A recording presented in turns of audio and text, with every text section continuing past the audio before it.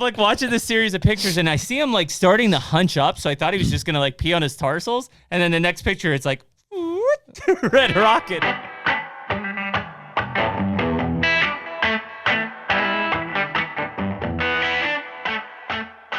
HUNTR Podcast is brought to you by Deer Grow. Man, we've been using Deer Grow products for a long time. The Plot Start and Plot Boost, more recently Plot Till. Now we've got 3 new liquid fertilizers that have been put in the mix that will cover everything we could want for a food plot program. It's huge, man. The more food plotting we do, it's like, man, the liquids just make sense. Like whether it's herbicides or the Plot Start and Plot Boost, and now the fertilizers getting mixed in. It's like, man, I can combine all of those in certain cases and do less passes for more results. I mean, it's all about efficiency. I mean, like you said, less passes. If you're out there treating your beans with glyphosate in the summertime, you can mix in this fertilizer, do that all at once. You have the boost in there to help some metabolism. It's all about efficiency when we're talking about food plots. And really the big difference on these liquid fertilizers is you're bypassing some of these soil limitations, pH limitations, the soil type. In a lot of cases, we talk about dry fertilizers only being available for 17% of what you put down in the first year. These liquid fertilizers straight into the plant are 90% available in the first year. Huge difference in what you're going to see in growth. It's huge. And so right now you can use code HUNTR15 for 15% off any of the Deer Grow products on their website.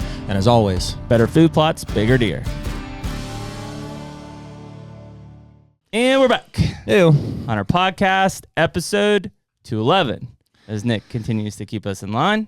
Oh, fueled by Taco Bell is what I feel like. How long you been shoving that down your throat? Too long, man. It's too early in the season for where I'm at. It's October 10th. I ate $30 worth of Taco Bell last night. I mean, that's an average order for you. I just can't help myself. Yeah. Well, the problem is I don't eat all day, and then it's not a great routine. Like even today, I was like, how's your belly in the morning? It's fine. The belly's fine. Yeah. The belly's fine. It's more like a steal. And truthfully, I am fine. I do whatever. Fueled by Taco Bell. It's fine, everyone. It's when you get in a seasonal diet, like a habit of it over and over again. Eventually, it's like you start to feel cruddy. Yeah, that'll happen. That'll happen. But you want to do your part? Yeah. Hey, wherever you guys are listening to us from, YouTube, Spotify, or Apple Podcasts, we appreciate it. Give us a like, follow, or subscribe, whatever's appropriate for the channel. And one of those will give you a notification as to when we drop these episodes. But they're Tuesday nights at 6 p.m. Eastern time, and also Thursday nights now. If you've written us on Instagram, DM, or the website, those are the two that we try to keep up with here. We do get behind on it, so I apologize for that. But last thing here, housekeeping. We've got some Nalgene's. They're not name brand Nalgene, but they're pretty cool, and they got her logo on them. So HUNTR brand Nalgene's. So they're pretty sweet, and we got a bunch of those. So Jared's peed in every one of them. Those are on the way. No, I will in mine at some point. It does happen, but so tangy. Yeah, you'll get a fresh one. Yeah, so we can almost guarantee it. Yeah, if that piece of paper is not inside of it, probably not fresh. Yeah, no problem. There's a pH strip in there. I think is what that is. So and other than that, thank you guys for being here, and here we go. Here we go. If you're listening to this, I don't know, what did we say it was? October, not 22nd. A week from 17th? Today, the 17th. Yep, it's October 10th. We're filming this. So we're pretty caught up at this point. We're about a week behind, in terms of when it's airing and stuff. So that helps. I can hear it in my voice. Can you hear I'm pushing it a little bit to get up to get these hunts in and a little bit of Taco Bell. No, you hear it? No, I don't hear it. It sounds great. You sound great. Thanks, buddy. You sound great. Thanks, guys. you sound great. I feel great about it. Yeah. And so, I mean, if you're one of those people, it's just Jared and I today. Okay, you're still here. Perfect. That helps. We figured we'd just kind of run through just kind of what we've been going through, and we also have a big buck on the table. We've got a big buck on the table. Want to hold it up? Hold him up. Yeah, go for it. Ew. Yeah, there's Jeremy's Ohio buck. Spam. So I assume if you follow us on Instagram, you guys probably have seen me post some pictures of this deer. I've watched him. He's a really homebody deer. In fact, first time I saw that deer was the first fall I owned the property, which was in 2022. And Jared and I were kind of just talking pre-podcast. It was one of those things that now we're coming to the realization that we've been over-aging a lot of our 2-year-olds here in the last handful of years for sure, with no shame. Like, it's like, hey, who knows, right? And still to that point, like, we don't know, but we're using our trend data and comparison of pictures year over year And quickly it's like, oh, that was actually a 2-year-old, a super 2-year-old, not a good 3-year-old. Yeah. Well, it's like an in hindsight kind of thing, because it wasn't a big deal at the time, and it still isn't. But it's like we just kind of chalked them up to, probably 3-year-olds at the time, because they had decent racks, and we weren't going to hunt them anyway. So it's like the stakes of having the correct age weren't super high. Not that they are, period. But now that they've got to the next age class, and you look at them, you're like, you're like, was that deer maybe actually only 2? Or, well, okay, if he was, man, he really looked good as a 2-year-old. But so then you go back, and sometimes we can find pictures where they probably were 1.5, and you're like, boy, were they just stellar 1.5-year-olds? And you're in some cases we're feeling like they probably were. They probably were. They're just throwing It's hard to give them that credit. I think it's just because if we look at the average mature deer, and we've talked about this before, the top of the bell curve is he's an 8-point. And probably, depending on where you're at, between 120 and 150 inch 8-point. Like that is the maturity peak. Most of the deer are going to look that way. There are surely going to be deer on the other side of it, which is, 5 points that are 105 inches at maturity, or 7 points that are 120 inches at maturity. And then there's some on the other side, which is where your 200s lie, clear at the end. Mm-hmm.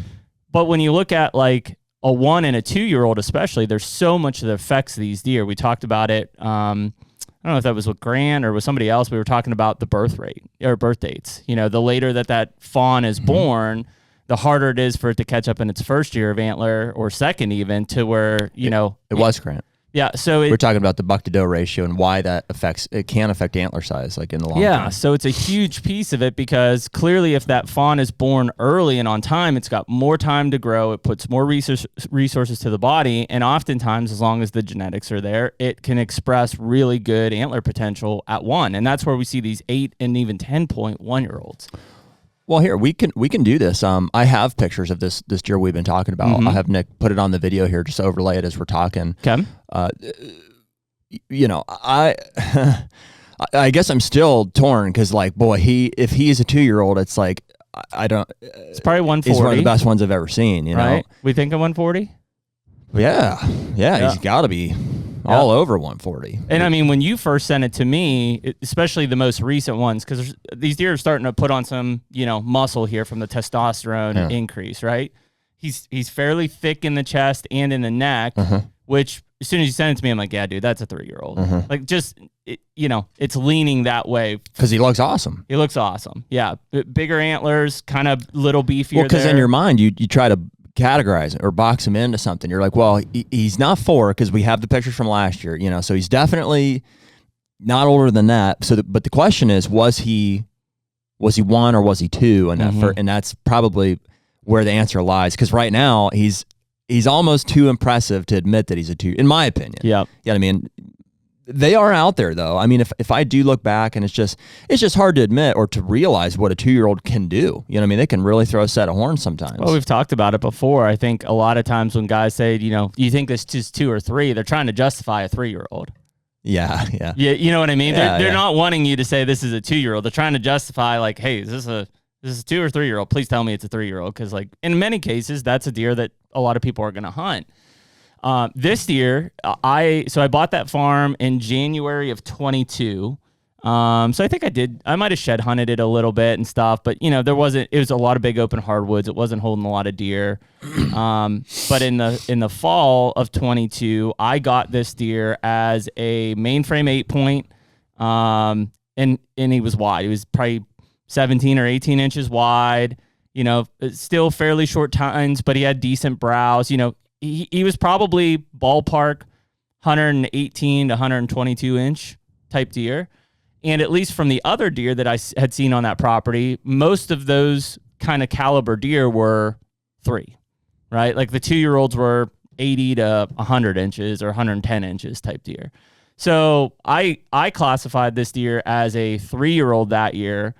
And then last year, I think I posted some, like, this deer was on my Ring camera at the cabin a lot. Mm-hmm. In fact, he had an attitude. There was one video I posted a while back, and I think Nick will include it, but he was like snort wheezing at my Ring camera when it kicked on. Mm-hmm. And he was body-wise was super thick, probably 135 inches. And I thought for sure he was a 4-year-old. In fact, I was hunting him. as what I thought was a 4-year-old. And then this summer, I got him early and could tell, like, man, this deer's going to have a frame on him. He shot out past his ears in, like, I think it was in May. I had plenty of pictures through him all summer. I'd watched this deer and, assumed that based on that history, right? And this is where, like, history can be good, but if you misjudge early, you're going to be skewed at this point. And what I'm not saying is, like, I still would have shot this deer, right? Like, at 4 or 5, but it's the mindset of, like, at some point in the history of tracking these deer, if you commit to something a year or two ago, you're going to be off on your base, essentially. Well, and it's not like that big of a deal. It's just, and some people are probably over the aging conversation. I get it, Sure. but for us, it's just a lot of fun to know. Like, we want to just be more accurate in what we're looking at and understand, and not to hold anybody accountable or anything like that. But for our, for our own selves, our own standard, we're like, if we can look at and know what we're looking at, it's like, okay, now we can set our goals accordingly. Yeah. Yeah, so it's an interesting topic, and really, I think you and I started having this conversation here even most recently because Winky had put out his video on the double G4 and the G5 buck. Yeah. And he kind of started that trend. He's like, hey, I thought these deer were 3 when I first saw them. Turns out they were just super 2-year-olds, and I killed them at 4. Mm-hmm. And so in his confidence in that, and he was hunting them as 3, just like we have been done in the past. He was hunting that G4 buck as what turns out to be a 3-year-old. And thinking it was 4. And he sent his incisors to DRH, which I did pull these, and we'll send them off. So I really think we should get in a strict habit of that. No brainer. It really helps to know. It's cheap. It's easy. It's a great reconfirmation of that stuff. I don't think we don't have a promo code, but Deer Age is what we do use. have a promo code, actually. Do we? I don't. I'll find out what it is here. It's probably Hunter or something. You guys can try that. But yeah, we do have a promo code for it. Or message us and I'll find it for you. But yeah, so it's it's kind of funny because when you start to do that, this is the. There's one other deer that I have the most history with on this property. It was this guy, and then there was a mainframe 11 that I think, again, if I'm aging correctly, I'll say is either 5 or 6. I thought he was 6, but let's say 5 or 6. Those are the 2 deer that I've seen basically since I bought the property. I've had them on camera. The other deer kind of come and go, or I'm not able to track them back nearly as far. And it's only been, this is the 3rd season, but it's cool to see to be able to start to build that history with these deer and be able to map it out. In fact, I've got on the same property, I've got what I think is like a high 50s 3-year-old mainframe 11 with a split G3, and I found him as a 2-year-old last year. It was probably 125 as a 2-year-old 10. So like just starting to put these pieces together and build that history. And I mean, heck, we've been doing it on public land, even on the mountain here. We've been starting to be able to match up some of the deer that Eric and Angelo have had, and then we're getting on camera this year again. So I think it's cool to build history with these deer. I would say it's still a relatively new thing. Like, when I grew up, like I didn't think about deer year over year. It wasn't even in my brain. Like if I saw a big buck this year, I didn't relate him to who he was last year. Well, it's foreign to a lot of to how a lot of people hunt because it's really challenging. Like there aren't a whole lot of environments that can produce history. To be able to see deer from one year to the next. And if they do, a lot of times it's like, especially if you're hunting public or big woods type settings, it's like you may only see the deer or get 1 or 2 sequences of pictures of them like throughout the year. So the history can be sparse. But if you are fortunate enough to own a piece of property or hunt a piece of private where they seem to make it from year to year to year, and you can track that closely, especially if it's a genetically superior deer. Oh yeah, it's a lot of fun. Yeah, it's a lot of fun to just kind of keep track of them and see what they can do, and to guess or guesstimate what their ages are and stuff. So well, I'll start by this just because we'll talk about this. So if this is dropping the 17th, the Friday before this, Nick will have put out this video on this hunt in Ohio. And I'll kind of rewind a little bit. So I went down to Kentucky on Thursday morning. I was supposed to go Wednesday night, had a long day, work sucked, and I was just like, I was exhausted. I just didn't want to drive. And I was taking 2 hawk box blinds that I've procrastinated for 3 years. They've been in our parking lot. Mm-hmm. 3 years. One tipped on its side for the most part of that. Son of a bitch. Yeah. So it's one of those things that it was like everything was kind of building up. I took our advice and kind of was like, hey, deep breath. It's October. Just, That was my advice to you. Yeah. Just settle down. Are you taking credit for that advice? Yeah, I take credit for it. So drove down Thursday morning, super early. Got there on the farm. I had to build 2 5-foot platforms, which is a piece of work in itself. And then I put the blinds on them. I got the blinds set. By the time I was said and done, it was 5 o'clock. It was 80 degrees. And I was just like, I'm not hunting tonight. I just felt, and I ended up pulling cameras down there. And I didn't have a deer over 3 years old on camera. It was like one of the worst camera pulls I've had in a while. In fact, I called our buddy Andy, who's the game warden down there. And I was like, hey, dude, like, I know a lot of other places are starting to get EHD. Like, I'm concerned because, like, the deer that I think should start showing up, I'm not seeing. And he's like, no, I haven't had any reports yet. No, your place just sucks. It just sucks, yeah. I think, like most places, there's just a pile of acorns and it's big hardwoods and they just, like, aren't moving, essentially. So, all in all, it still sucked. I was like, okay, well, I don't really have a deer to hunt down there. So I stayed over that night, got up the next morning, and I was driving home, and I needed to stop in Ohio anyways to work on the cabin a little bit. And I called you and Corey, and you guys were like, we're leaving. It's 82 degrees. We're done. Mm-hmm. And I was like, yeah, it's freaking hot. Like, it's, not fun. And, it's one of those days, unfortunately, and we talk about like, hey, we need to be shooting more does. I should have just went out and shot a doe, and I'm like, I don't want to deal with a doe. It's freaking 82 degrees. It's hot. Mm-hmm. I'm tired. Mm-hmm. I've been driving all the time. So I scouted a couple places on a good note. It started off in Ohio on a good note. My rye has taken off. We got that rain from the hurricane or whatever. Finally, yep. Push that rye into the ground. It's taken off. Some of my clover is starting to try to regen here.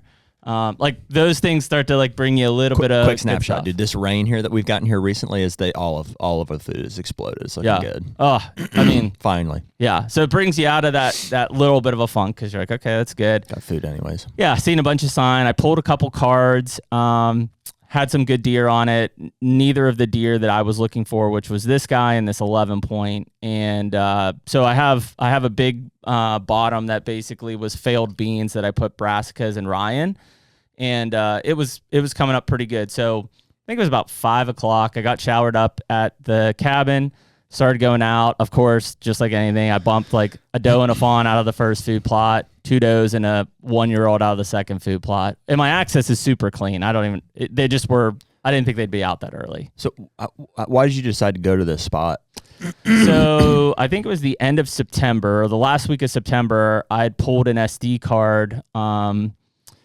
The way this sets up, and maybe I'll give Nick an aerial here, but essentially there's like 3 fields in a row. There's a big middle field that's about 2 acres, and then there's a small half-acre field that I used to plant as a food plot the last 2 years. This year I actually put Sturgis's deer fence basically in the whole field. Like it's like 7 to 10 foot high Egyptian wheat and sorghum or whatever he's got in there. Mm-hmm. And then I cut like a 20-yard swath of rye that connects a logging road to the big 2-acre plot. So it's just to pull them straight through. And so I put a camera on that, and Is that what you can kind of see in the footage? Yep. Yeah. That's just so you're hunting that strip of rye. Yep. And it's coming off of, there's two big knobs that have clear cuts at the top. Oh, that's interesting. So how big is that? About a half an acre? That plot's a half acre. So you took that and just basically eliminated like either side of it. I eliminated and did a strip down the middle of it. Yep. All I have is this probably 100-yard. That's interesting. And they're walking it. Oh, highway. Wow. 100-yard by 20-yard strip, essentially. Cool. So did that stuff get that tall? It didn't in the footage there. It didn't look like. Yeah. The one side didn't as much, but the side closest to me did. Was thick. Yep. Yeah. It's probably 10 feet tall and thick. Cool. Yeah. So, and it keeps them from like, it basically keeps them pushed up because there's creek access that I have right there. Mm-hmm. So it keeps them kind of pushed away from that so that I can slip in and out of that stand a lot easier. Yeah. So the way that this is there's basically that's a valley. So that logging road goes up a valley. There's spotty oaks from our harvest that are left on both sides, red oaks and whites. And then on the tops, really on the top that was to my north and west, which was where the wind direction was coming from, was an old pine stand, like a big pine stand, and we almost clear cut it last year during a timber harvest. Like you did aggressively cut it. Yep. Yeah. Yeah. Basically, there's like no pine. There's a couple pines left standing, but it was almost 4 acres that we just cut. It's the best thing you can do with pine trees. Yep, absolutely. Cut them down. And it's thick. It's gnarly already after year 1. And so northwest wind, again, I'm not positive on this, but my thought was that deer was using that strip, as was that 11. I thought that they were betting on those 2 knobs, and then in the evenings, they would drop down into that thermal kind of current, and then they would work that bottom. And what's in that bigger destination food plot? It was beans, but they mowed them, so they felled it. And then I went back in brassica and ride it in August. And it's not great, but it's green. I think they were going to that. Absolutely. Yeah. Yep, absolutely. And eating a ton of acorns on the way as well. Yep. Like even on that strip that I was hunting, there were That's what I'm seeing too. On. They're still popping out in those green plots, but they are crushing acorns on the way. Crushing them. Mm-hmm. So I got up in a stand, got everything ready. Forgot my bow arm, of course. I don't know where the hell it was. But got the camera and everything set up. It's probably, I think I got in at like 5:10. That sucks. You forgot your bow arm? Oh, You're holding your bow the whole time? Yep. Wow. Fortunately, it wasn't long. So it was like 5:10. Got in there, everything good. Northwest wind. So basically that wind. Remember that, dude, as a kid? I didn't holding it. even discover a bow holder until I was like 25 years old. Dude, mine was on my lap the whole time. My whole childhood, I held my bow. I have like my hand like would come back just like completely frozen. Yeah. Yeah. They're like, you didn't just like hang it up. I'm like, what? On what? Yeah. What are you talking about? Every once in a while, you'd get a tree that had like a limb. You're like, oh, this is my favorite tree stand. I don't think my dad would let me hang my bow. He's like, always be ready. Gotta be ready. What happens if one round ends it? As soon as you hang it up, there he is. So yeah, in there at 10, northwest wind. So the wind is basically blowing over top of that pine cut down to me and then down the creek that I walked up in, which was dry creek bed. So it's probably 15 minutes in, and behind me I had this big doe work basically parallel to me, and then she dropped down, and I thought I was screwed. Dropped right down into the creek where I crossed, right where my wind's blowing. I think she probably may have caught something and got a little bit alert, but then she just went right up into that big food plot and just started eating. Like didn't phase her. And crossed my mind that if she came close enough that I was just going to shoot her and be done with it. Well, that's an indicator. I think. I mean, anecdotal, I guess, but that unpressured deer will do that. Yep, they're not as just caught something, but was like, man, whatever. Which I don't know, not necessarily a plug, but I use the me too. Scent, not thief. Oh, scent thief. Is it scent thief? I think it is. Is that what it is? The cedar or pine? Yeah, pine and earth. Whatever it is. Yeah, whatever Bomar told us. I had it, and so I think it's scent thief. Yeah, so I used that. I've been using that too. I like that stuff. Yeah, and it was it great. I felt clean. At least it had lotion, which was good. It does have lotion. Yeah, I like it. And deodorant. So, anyways, that doe fed up in there. I was like, cool. Like, if I finally calmed down, like I've just felt like, man, it's great to be out. First sit in Ohio. Like I feel good. I've done all the work. There's nothing else for me to do at this point. And nature kind of takes its course, doesn't it? There's a point there where you're like, I've done all I can do with the food plots and with the work. And then there's kind of a period of stress of like the deer aren't showing up, this, that. And then eventually you get that big, usually as long as I can remember, we get this big system that moves through like early October, and then all of a sudden, like it's fall. It knocks all the acorns off, the leaves all start to turn, and then all of your stuff starts to be like, oh, it turns into like a deer world. Starts to pan out. Well, and I think the cool thing is like obviously with the drought and everything that happened, like lot of stress just on that property. What's going to happen? The one thing that has at first was anxiety, but has turned into like zero stress is like, I don't have any cell cams down there. So like I'll check cards, but like where I was sitting, I hadn't pulled the card in almost 2 weeks. So I'm just like, it's not like I know in my head, man, he hasn't shown up in 5 days. Like, the odds of him showing up are just not good or whatever that's playing out in your head, right? I've no freaking idea when I walk in there and get in the stand. Now, I did pull that card when I got into the stand. I grabbed it and jumped up in the stand. And that deer was on there 3 nights before there in the evening coming from the big field out. So, but I bet it was a different wind. And then that morning at 2 a.m. coming straight down that path into the big field. So I'm like, he's at least in the area. The 11 was not on there. The two big 3-year-olds were both on there. But would you have got him on camera the night you killed him? I checked it and I did not get him on there. Where was the camera in relation to your stand? I mean, it was 10 feet in front of him. I think he was up high, like it's looking right down the middle, and I think he might have skirted it out this way. You think he was doing it intentionally? Maybe. I don't know. Yeah, it was interesting because I thought for sure, I'm like, oh, I got this shot on, because I have it on video mode. I was like, I got the shot on video. And I went in and it was like nothing. I'm like, huh, it's weird. Yeah. So I don't know. But he, so he's in there. In fact, like in the video, you'll see me, I'm like using my little viewfinder and I'm like, shit, like there he is. Like he's in here. So it's like 5:45 at this point, 5:50 probably. And it's kind of noisy, but not really. Like we had that rain, 2 days before or something. Like probably acorns raining. Yeah, acorns were raining, and like something caught me behind. Like I thought it was a squirrel or something, but I wasn't sure. And I'm kind of looking over my shoulder, which is going up this logging road up the valley. And I caught movement coming off the hill. So basically, the way that would set up is the top of the hill is that clear cut of pines. The slope of the hill is all red and white oaks still standing. I mean, we cut some of them, but there's still a lot there, raining acorns. Then it gets down to the logging road, which comes out to me. And so I just caught something moving coming off that hill. And I'm like, that's a deer. So now I'm like, get up, get the camera rolling, get ready. And I have the camera like angling back up to the logging road, and I caught antlers moving. And there's a really good 10.3-year-old that is it's probably 18-ish wide, but has a similar frame to this deer, just kind of looks wide and short tine, small G4s. And I thought for sure, I'm like, oh, that looks like I think that was that deer, and I haven't seen him on a camera pull for at least a week before this, but I knew he was in that area, had run that bottom.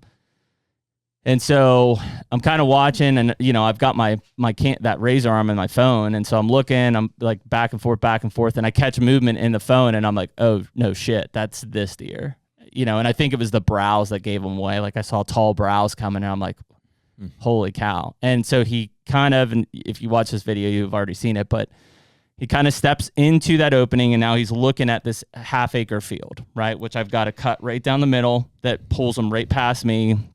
It's kind of tall, fallow, and that deer fence on one side and fallow and deer fence on the other.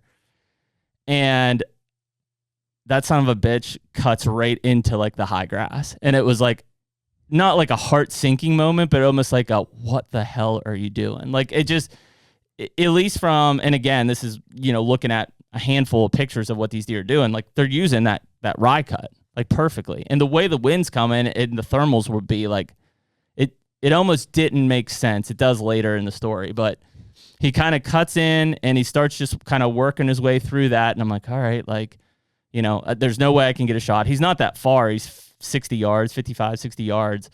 But he's covered up by all this grass and weeds and stuff.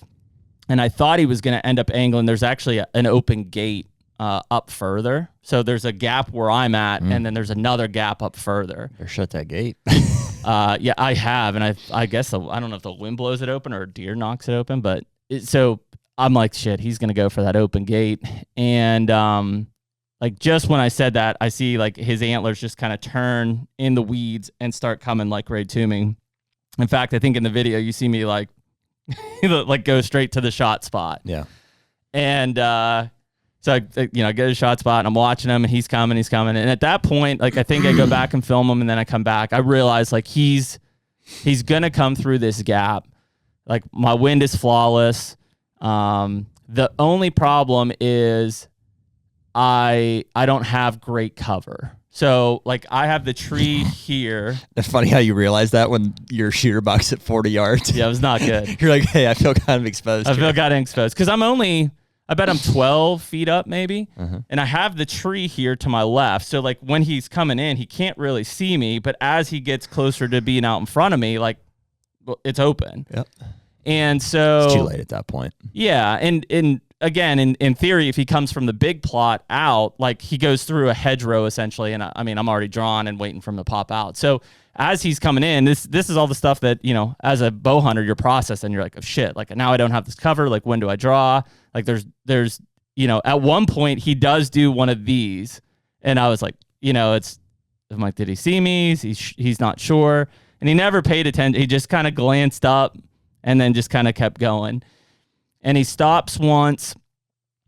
And I'm like, okay, like he's not on edge. He's super relaxed. Like, you know, even if I draw and he sees me, I'm going to get this off.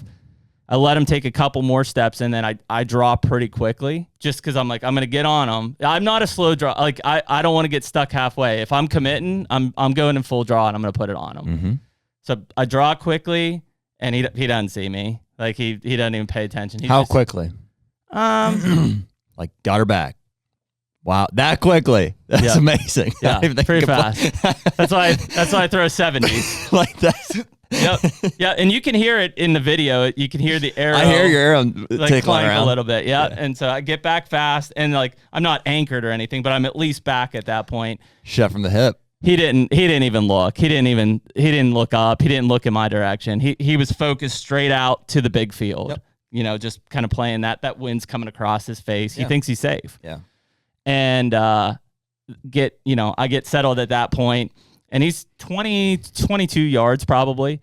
And I actually let him walk 2 steps into my pin, and then I pop him. And the angle looks sharper than it is. He was quartering like a touch too, not much at all. It's pretty much broadside. Yep. And man, I mean that arrow just, you know, plowed through him quick. And as soon as it, you know, you see the impact and the pop, like he's dead. You just, you know it. It's a great shot. You feel good about it. Like there's nothing better than just knowing you made just an unbelievable shot that it's like not in a cocky way, but just like, yeah, thank God. You know, I don't want to make a poor shot on these deer. You know, huge relief. And so get on this deer. I watch him. He goes not like a hoping relief, but like no. Just after, you know, it went lot of just everything bottled up at that point. Yeah. And so great shot. I watch him. You could kind of see he's starting to slow down. You know, he's hurting. He gets right up onto the hillside, and I kind of can see him through the weeds and stuff. I'm trying to video him, and I hear him flop down, and I look at my watch, and it's 6:02. I'm like, what the hell? Like an hour and 30 minutes before dark, basically. And I was pretty much almost in shock. Like it happened so fast that I was just like, what the hell? Like how did that even work out like that? Yeah. You know, I was in the stand for 55 minutes. So yeah, I mean, it took a while just to sit there, enjoy it. You know, I don't know, 15, 20 minutes in there, like no movement. You know, he's dead. Get down out. So this is the first deer I've shot with the Sever hybrid 1.5, and I think my first 2 instincts on it were, number one, blew through him, buried 6 inches in the ground behind him, which was awesome. And then number 2 was the amount of blood at impact was like insane. I mean, it was like just splattered everywhere at impact. You know, like you pop a balloon basically. And so that was awesome. Got the arrow, walked up 30 yards, found a big scrape by that open gate. So I think he may have been thinking about going to hit that scrape. At some point, I guarantee he would have hit it because, I mean, it was huge. Yep. And could see him laying on the hillside, put the binos on him. He's dead, walked up, and really cool feeling because like I said, I bought this place in 22. Carter killed a 1-year-old 7-point that same year during gun season, which was awesome. Like we had a blast doing that for opening day of gun. But that's the only deer that we've killed on this property, you know, and I've passed several deer, but last year was kind of a wash. Like we had the timber harvest through the whole season. You know, we hunted it, but boy, you know, those deer were just nocturnal and most of them weren't even there. Like they didn't want to be around that stuff. And it was a pretty big rush of emotions of like, to your point, like relief, like, from getting out there and having this deer walk in, have watched him for this being the third season, making a great shot, and then walking up on him and being like, that's it, man. That's the culmination of like all the work that's gone into this thing to get it done. The HUNTR Podcast is brought to you by Hoyt. What can we say, man? Another year back with Hoyt. We're both shooting RX8s. I'm shooting 70 pounds in the bourbon, which I love bourbon. That's great. And you're shooting 80 pounds in the straight black. Blacked out as always, man. I got so I'm shooting the 500 grain Easton Arrow this year. And at 80 pounds, I'm flinging that thing at like 300 feet per second. I mean, it's deadly. Put a water buffalo in front of me and he's done. I mean, we shot it earlier. You literally put an arrow through a brand new target, like never been shot before. I know. So one other thing that Hoyt is doing this year is they're making all their own strings in-house. And so the quality is top notch, and it just really is something that is setting them apart from their competitors. Well, what we always try to do when we go to our bow shop, Ultimate Outdoors, is we try to shoot other bows just to make sure that we are really giving everybody a fair chance. Sure. The reality is it's a no-brainer. Hoyt stands above all of them every single time. Definitely. And so right now you can use code HUNTR, HUNTR, for 20% off any apparel on the Hoyt website. And as always, get serious, get Hoyt. Yeah, I was pretty cloud nine. It's a wild feeling when it all, as it's coming together, and when it's, when it happens. It's just like, man, because we, you prepare for it for so long, and it almost feels like a culmination of years too. It's like almost everyone that I've killed have been like, man, I've been hunting for years for, maybe not for that specific deer, but it's just like, it feels like the journey has like brought you to this point here. Yeah. And it's awesome that it's not the end. It's just another, sure. It's like a checkpoint. You're like, we got it. We had a success there. And it's nice to have that, especially early in the season. That's yeah. Well, I mean, I think I went back and looked. Besides the muley we killed in North Dakota, in 2020 or whatever it is, I killed a buck on opening day on public land in Mississippi in 2008, I think it was. So that was October 1st in 2008. I killed a public land buck. But other than that, this is the earliest buck I've ever killed on October 4th. So yeah, it was a weird feeling to like have that, kind of feather in the hat this early. It kind of changes your mindset from how you hunt and where you hunt and what your style is. And, I think Monday morning I went right up on the mountain in PA. I was still on such a confidence high. I would have probably bet $100 I was going to kill a big buck that morning. Everything played in, like my confidence was up. My stand set with the lone wolf was great. I saw 22 deer on public land that morning. I thought for sure like the buck I was hunting was coming through and I was going to kill him and just like keep the train rolling. Yeah. But it's and I say that not as a cocky thing, but it's that confidence that, whether it's killing it's just killing anything. Like I remember last year, I think it was in January, it's either end of December or January, I killed a doe with my bow behind the house, made a perfect shot on her. Like she just bled like crazy. And I knew that was kind of the end of my season. And it was like I ended on that high note, which I carried into this year. I shot this deer, made a great shot. Like the confidence is high versus like if you ended up with a miss or you lost a deer, you wounded a deer. Like those are tough things to come back from. It's nothing physically. It's just a mental game. Well, it's just momentum. It's like anything. It's momentum, man. And so yeah. So I mean, coming out of that, it was like it was cool because the downfalls were. I was by myself, which sucks. Like we talked about that before. It's like as happy and excited and like just over the moon that I was about this thing, there was nobody to share it with me. In fact, so I don't have service on that place at all. So I found him. I hike up onto the top of the ridge where this pine cut is and jump up on a tree. And that's where I called you and Corey because I didn't have any service. Oh, wow. And so I jumped up on that tree to get service to like call people to let them know. It's that bad, huh? Yeah. Wow. Because I called Emily and the kids, and she's like, I can't hear you. You're breaking up. I was like, I killed a big buck. She's like, it's 6 o'clock. I'm like, I know. It's where Corey and I were like 2 or 3 beers deep. And we're like, oh, that's awesome, dude. Yeah. Well, and I had you text me the address or whatever because I would have considered coming down, but it was further than I thought. It was like 3.5 hours. So yeah, so that's so I called Emily and the kids, I called you and Corey, and I tried to call my dad and he didn't answer. And then it was like, all right, I can't stay up here. Like, it's warm. I got to get things going. But I mean, so I went down and I got my truck. That was the other thing, is because I was hauling those box blinds, I didn't have my side-by-side or anything. So I'm like, how the hell am I getting this deer out? So I drove my truck in as far as I could and then dragged them up into the truck. And I went and got ice, and I got better service, called my dad again and got to talk to him for a little bit, which was really cool. And then I went back, and I've got this little shed next to my camp house there, and had him up on the gambrel and stuff. And so I had him skinned out, meat in the cooler, and caped out, and I was drinking pounders of Busch on my porch by 10:30. Mm-hmm. And it was all because I shot him so early, right? But it was, I mean, so I say that because, like, we talk about the camaraderie aspect of things, and like, it sucked not having anyone there.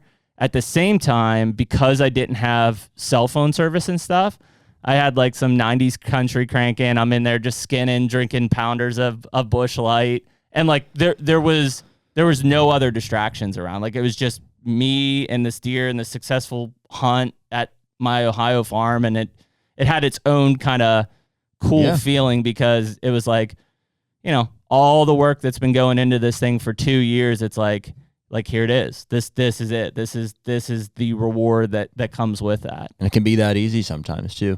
Yeah, I mean, you can't plan how everyone is going to go. Especially the after the factor. The fact that you don't have service is, I guess, a little concerning from a make sure you're okay standpoint. But I mean, that was one of the other reasons I was down there, actually, because my internet, we had a big storm go through and it blew out the modem. And so I just had that replaced. So I had to go there to get that modem installed, because that's the only way I can communicate, is I get Wi-Fi at the cabin. Mm-hmm. But yeah, and the rest of the property, unless I'm on the ridges. But, so we talked about it. And I mean, at the end of the day, it doesn't matter that much to me. But like, so, I'd watch this deer all summer. My thinking going into it is he was probably going to be he's going to be all over 40. We knew he was wide, but that was kind of, he's kind of spindly, at the end of the day, we talked about. But he is. It's interesting how some deer, just that their tine mass is just different. I don't know if that's just genetics or their diet, but like, some of these tips are like, what I mean? Just compare the two of these. It's interesting how some deer just carry mass up their tines and other ones don't, Mm-hmm. Yep. Yeah, and so it's kind of crazy when you get into that kind of stuff, and he's just a big framed deer essentially, So what'd you say he was wide? 21 and a half. I'm gonna check your measurements here. Mm-hmm. I got 20 and a half. No, you're not there yet. Am I not there? Mm-mm. Where are you going to? You got to be on that. I don't mean to be checking here. No, you're fine. Yeah, you got to be like right there. So there's your turns on that. We're gonna do my measurements afterwards here Yeah. too. We'll double them up. Yeah, I believe you. So what'd you say he went? 140. 148 and 5/8. Mm-hmm. Awesome. Yep. And really It's a big 8-point, man. I mean, I guess technically he's a 9, but yep. Most of the things that threw me off on him were his beams. So both of his beams are all over 25. mm-hmm. So that's where he gained it. I figured he was 22 and a half to 23 inch beams, and he was 25 inch beams. And that's what a big spread, as long as he turns around, is going to give him. And he's got good brows. His tines are still good. 7, I think it's almost 8 and almost 7. He's not real massive, essentially. It's funny, we're talking about earlier about the judging or whatever of 2 and 3 year olds. I hear it so often. It's like guys are like, he's just real tall, like when they describe deer, and turns out they never are. They're just narrow. They're just real narrow. Narrow. Yeah. Yeah. I mean, I've seen tall deer. They've got 16-inch G2s, Mm-hmm. but those are tall. Yeah, those are tall. So yeah, man, I mean, I'm super stoked with them. Going back to our 2 and 3 year old talk, like in retrospect, I do think now this deer's 4. We'll see. I'll send the teeth off, but, yeah, a cool deer, just like I said, homebody deer. Cool dark rack on them too. Yeah, super dark. I mean, the hunt itself just Did you weigh played him? out so well. I did not. You don't have a scale up there. No, and frankly, I couldn't get him. I couldn't get him high enough to get his freaking head off of the ground. Oh. He was pretty long. What'd you think? Big bodied or not so much? Or? Yeah, but he was the reason. Once I was done with everything and kind of processing it, and looking back at like the videos and pictures and stuff. I mean, he's thinner bodied. Like he was long for sure, but he hadn't put on like a whole bunch of like just mass or anything on his body. Yeah, he looked pretty racehorse like still, like mid 80s. Yeah, field dress maybe. Yeah, probably. Yeah, probably 80. Yeah. Yeah. It's funny how they range like that. Like we've killed 4-year-olds like on our place, like similar time of year. Brian's was by far the heaviest. By far, that deer was just like a freak at like 240 field dress. Yeah, I remember that. But we've killed plenty of them that are like 180 field dress. You know. Yeah, and I mean the other thing there. I mean, obviously, as like a lot of places did, that this deer went through a really hellacious drought this year. There is no ag around me at all. Like the nearest like actual ag field is probably 7 to 10 miles away. So it's cattle pasture, which the cows have ate everything. My food plots look like shit. And it's probably anybody feeding corn. So like, he basically lived on acorns and browse would be the thing. In fact, he had a decent amount of fat on him, but not nearly as much as I would have thought with all the acorns that have been falling. And I think that's probably because of the drought stress on him. Yeah. Well, they've only had those acorns now for a couple weeks. Yep. And I do think that they're drying up. We'll talk about it here later, but like just in some so? of the patterns I'm seeing, like as of this morning, I think it's happening right now. They're about 3 weeks early for drying up, which makes sense for when they start to drop. Usually you'll have them till first week in November. They're done. I think just go and listen in your woods. It's going to start sounding real spotty here. Yeah. And they rot quick on the ground as well, especially if there's moisture. Yeah. So, that's true. So yeah, I mean it's cool. I mean, I like I said, I'm happy with how this worked out. The biggest thing for me, in fact, if you've listened to this podcast, you've heard Madison Raber, my timber guy, on. Madison and I were talking the other day, and I said, dude, hard for me to believe how fast these deer have adapted back into that property since timber cutters left in March, end of March, early April. Number one, the amount of browse is probably what helped me through this drought period, holding deer on that property. And number two is like just the sheer amount of bucks on that property. They're doing some what they call chipping on some neighbor properties, which is, I mean, the ground looks like this table. They shave it down to nothing. Yep. And I think that's pushed a lot of deer probably over to me on that side. But I mean, I think it was at the end of August, I did a poll, and this includes 1-year-olds to a point, but I had like 45 different bucks on camera on 230 acres. And I would say more than half of those were 3 and older. So it's just a pile of deer in this property. Too many. You and I have talked about it. I mean, not that the drought helped, but I mean, the food plots can't grow. There's too many deer on it. Dude, they're hard to hunt too. Like, properties that have that many deer, like I'm feeling that. Like we have a lot of deer too. But bucks and does. I don't have that good of a count necessarily on the ratio, but like it just seems like accessing is where you struggle with it. It is. Because every ditch that you think, I'm gonna duck in out of this pasture and up into that, it's like every one of them's got does in it. So it has you thinking like, boy, yeah. Per our conversation with Grant a couple weeks ago, it's like we need to keep whacking them probably. Well, and it I'm on the fringe of that property being to the point where I could say I could probably hunt a handful of spots every October morning. And I know that most people are like, oh, don't do it. That's a no-no. But like just the way that it's like it's a hybrid between like just big woods and like essentially pasture country. Right. And so like, I don't have these destination ag fields that I know these deer are in, which in one way is a disadvantage because I can't avoid them completely. And the other thing is like, but they're just like, these deer are just walking and eating and all over the place. So there's a few spots that are fairly close to the road and to the camp that on the right, any westerly wind, I can slip up in 250 yards from my camp and hunt every morning probably.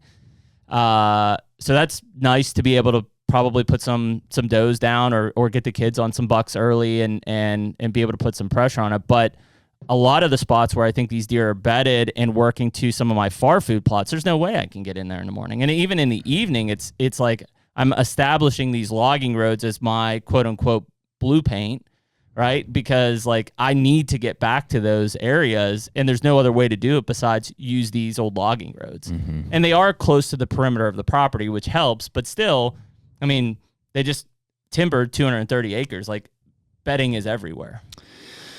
It's tough. I mean, especially early, because it's like it just feels like if you're not right on them, like you might as well be a million miles away. I mean, I had to be within 250 to 300 yards of this deer when I got in there. He was probably bedded up on that knob. Thermals in the morning were pulling up. That wind was coming over his back from the northwest, just sitting there turning. And then as soon as that started to sink, he came down off the hill with it, just eating acorns, and then dropped into the bottom. Well, and when I say on them, like it doesn't necessarily, you have to be within like 150 yards of the bed or something like that. But as far as like a pattern, not that you knew exactly, but it just happened. And of course you set it up that way that he was coming through a specific, and so you were on it and you killed him, and it's, you can be successful that way. I did. If I didn't clarify that earlier, I was in that spot because 2 weeks prior I had pulled a camera card and he had been coming through there in daylight hours. So I was playing a 2-week-old pattern, which is the downfall of non-cell cams. But I felt confident that like nothing really had changed in the last 2 weeks. It's funny how we do that. I was hunting like a 2-year-old pattern last night. And it could have panned out. Highly unsuccessful, but you never know. Yeah, you never know. Yeah. So I mean, it's those are the kind of things that were really cool. I do think I won't say that I wouldn't have killed this deer. There would have been a lot less chance of me killing this deer had I been running cell cams on that property right now. Mainly because it would have been hot, and I probably wouldn't have had him fairly recent, besides that 2 a.m. picture, and I don't think that would have done enough for me to be like, yeah, I'm going to go sit today. It's 80 degrees. Why not? Yeah. Well, it is interesting that, so Corey and I pulled out because, we're trying to hunt weather fronts, and generally we are seeing better movement, with the fronts that you would expect, but obviously you can kill them when it's hot too. Yep. So yeah. Ohio tag punched for 2024. Pretty freaking wild that's it's done. But it'll be cool because I'm excited to get the kids and my dad on that property now, and like I can just be basically the guide and like help set them up and get them in good places. And and I bought I can only kill 2. I've got 2 management tags that I'll be able to pop does with as well, and so at some point I'll end up shooting some does off of there, just to help that get done. But pretty freaking awesome, and I don't think I could have planned it out any better than it worked. So,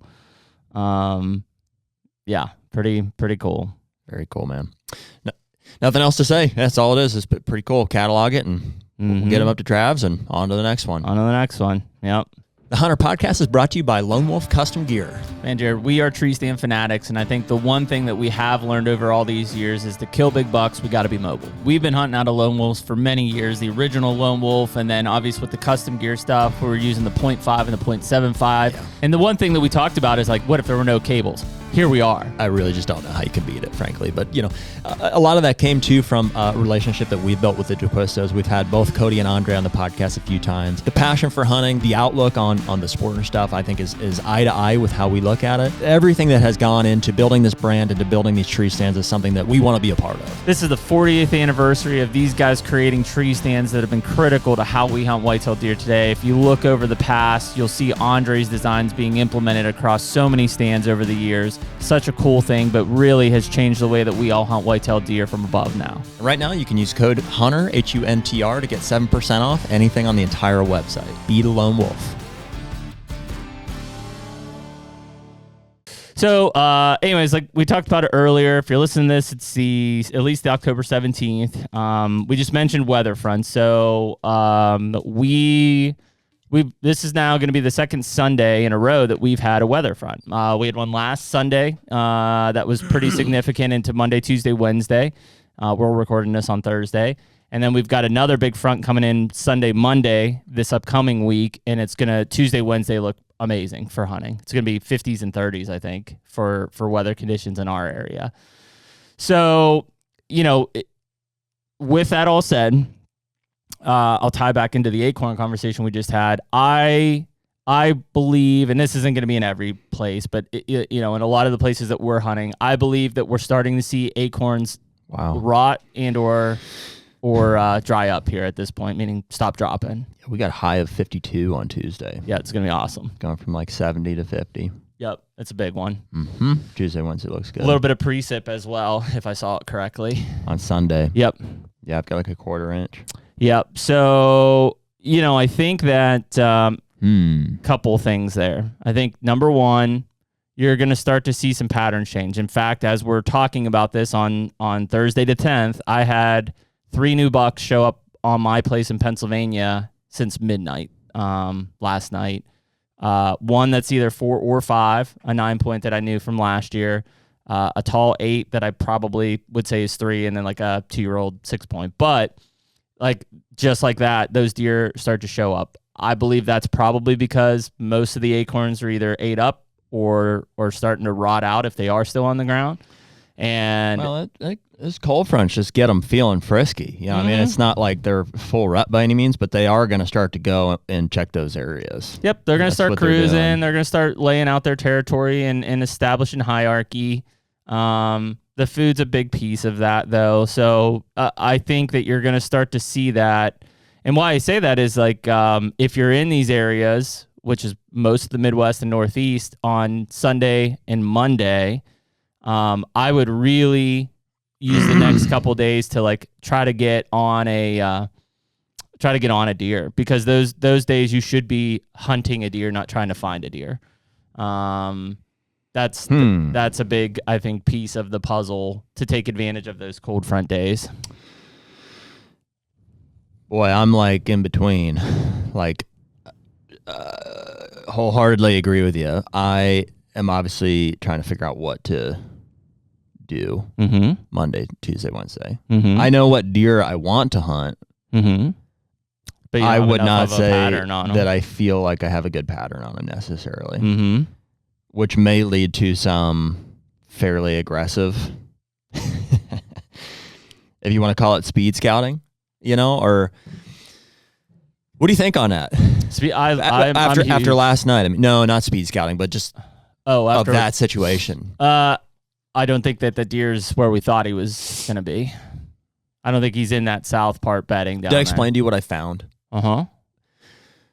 Which was not a lot, at the original scrape there. So, but I pushed up in and I found just some week-old rubs. You know what I mean? It's that ladder stand that I got into is in a good spot. Yeah. It's a good funnel through there, but I'm not sold that he's closer to where we were getting those pictures as opposed to coming from further, potentially further. Yeah, and maybe he was just making his loop there. I think deer, we want to believe it's like he might only move 250 yards, but I mean, case in point, and I basically what I'm seeing with even this muley buck that's showing up here and stuff is I think it could be a long ways. Not that it has to be.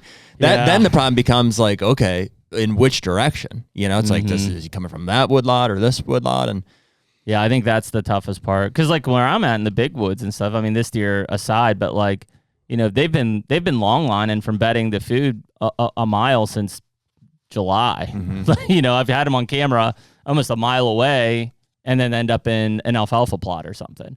And so it's like that's not uncommon for those deer.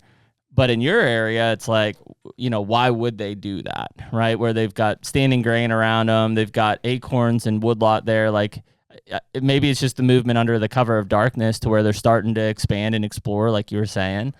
I just think it's what they do. I just think it's like they have their own, and it's not the same every time, but they have their spots that they feel comfortable in, but they're not going to be like in the same woodlot every time. No. So like it's, especially when it's a 5 or 10 acre woodlot. Yeah. So like even this morning, it's like you got the muley looking one that was like, based on the timing there, I'm like, pretty good chance he's probably in that lot tonight. That's why I called Dale and I'm like, dude, He should be. Yeah, I mean, it was 6:30 this morning. He probably won't bed far from there. It was 5:30. Oh, was it? I thought it was 6:30. 5:30. So I'm like, when's it get light? 6? 6? No, like almost 7. 7. So it's like right on the line of like he could have jumped back across the road there before dark to go back where I think he's coming from, or there's a chance he's in there. Bedded in there. You know, so that's the kind of cell cam information that I'm going off of. But on that deer that I'm hunting, it's like I just. Well, you don't have enough info right now. It wasn't midnight, so It was 9:30. It's 9:30. You have the thing with that deer is you've got historic data from 2 years ago, and then you've got not a ton, but some, and you've got only a series of pictures this year. I think the hard part about hunting that deer is like until you get another series, it could have been a random pass through. You know, he could be working a completely different property. But the historical data is what has me feeling good about that.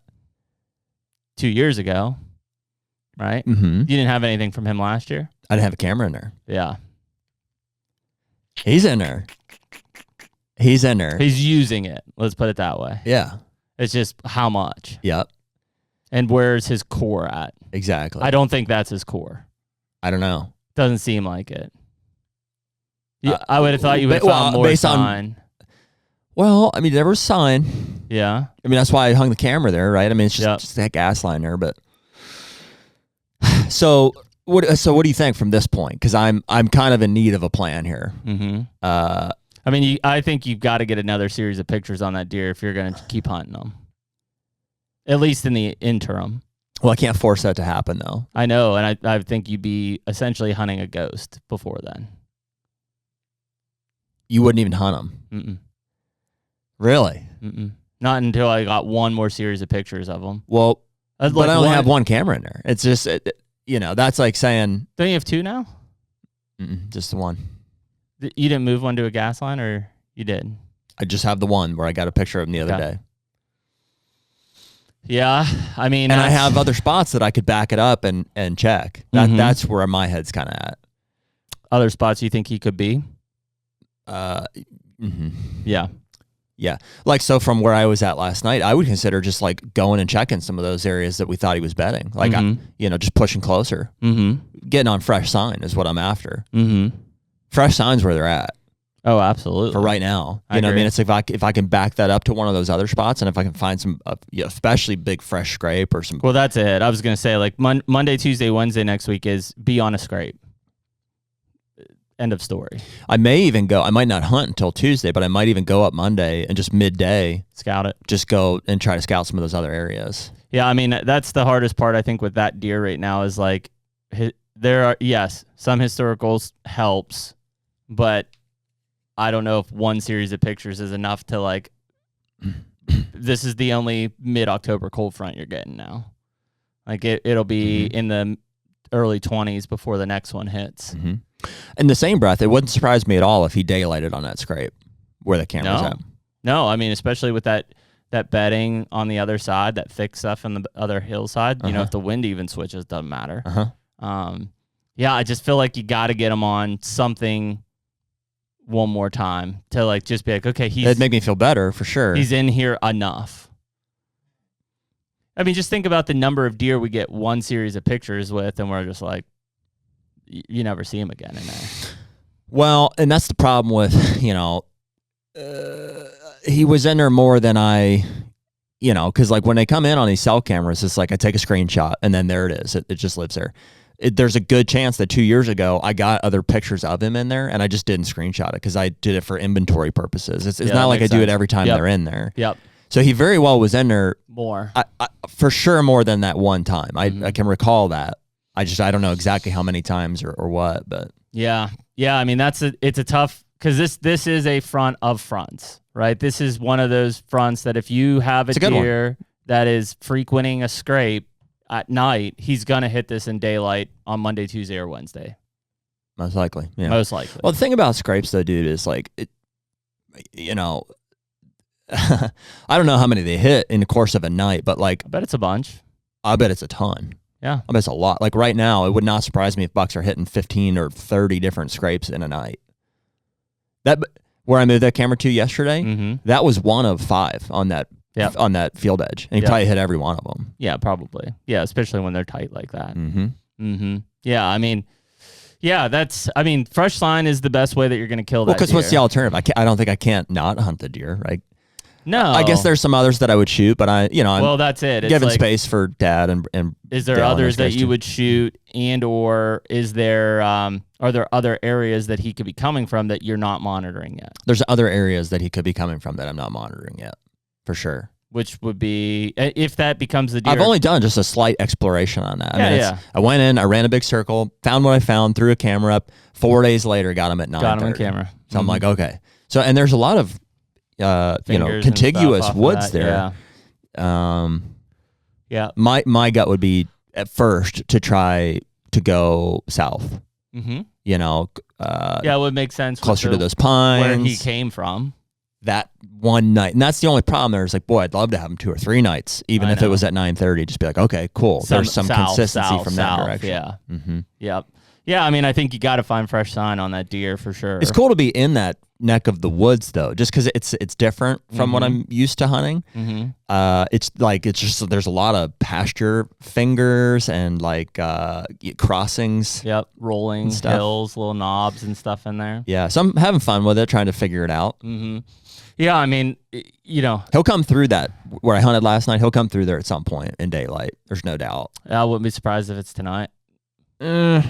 See, I don't know, because like that's where I'm saying if you're not on him right now, like you could be a million miles away during the rut. Yeah, it's like a Joe Miles tactic. Like just get in there and sit it out. He's gonna come through. He's gonna come through there. But so, what's your alternative?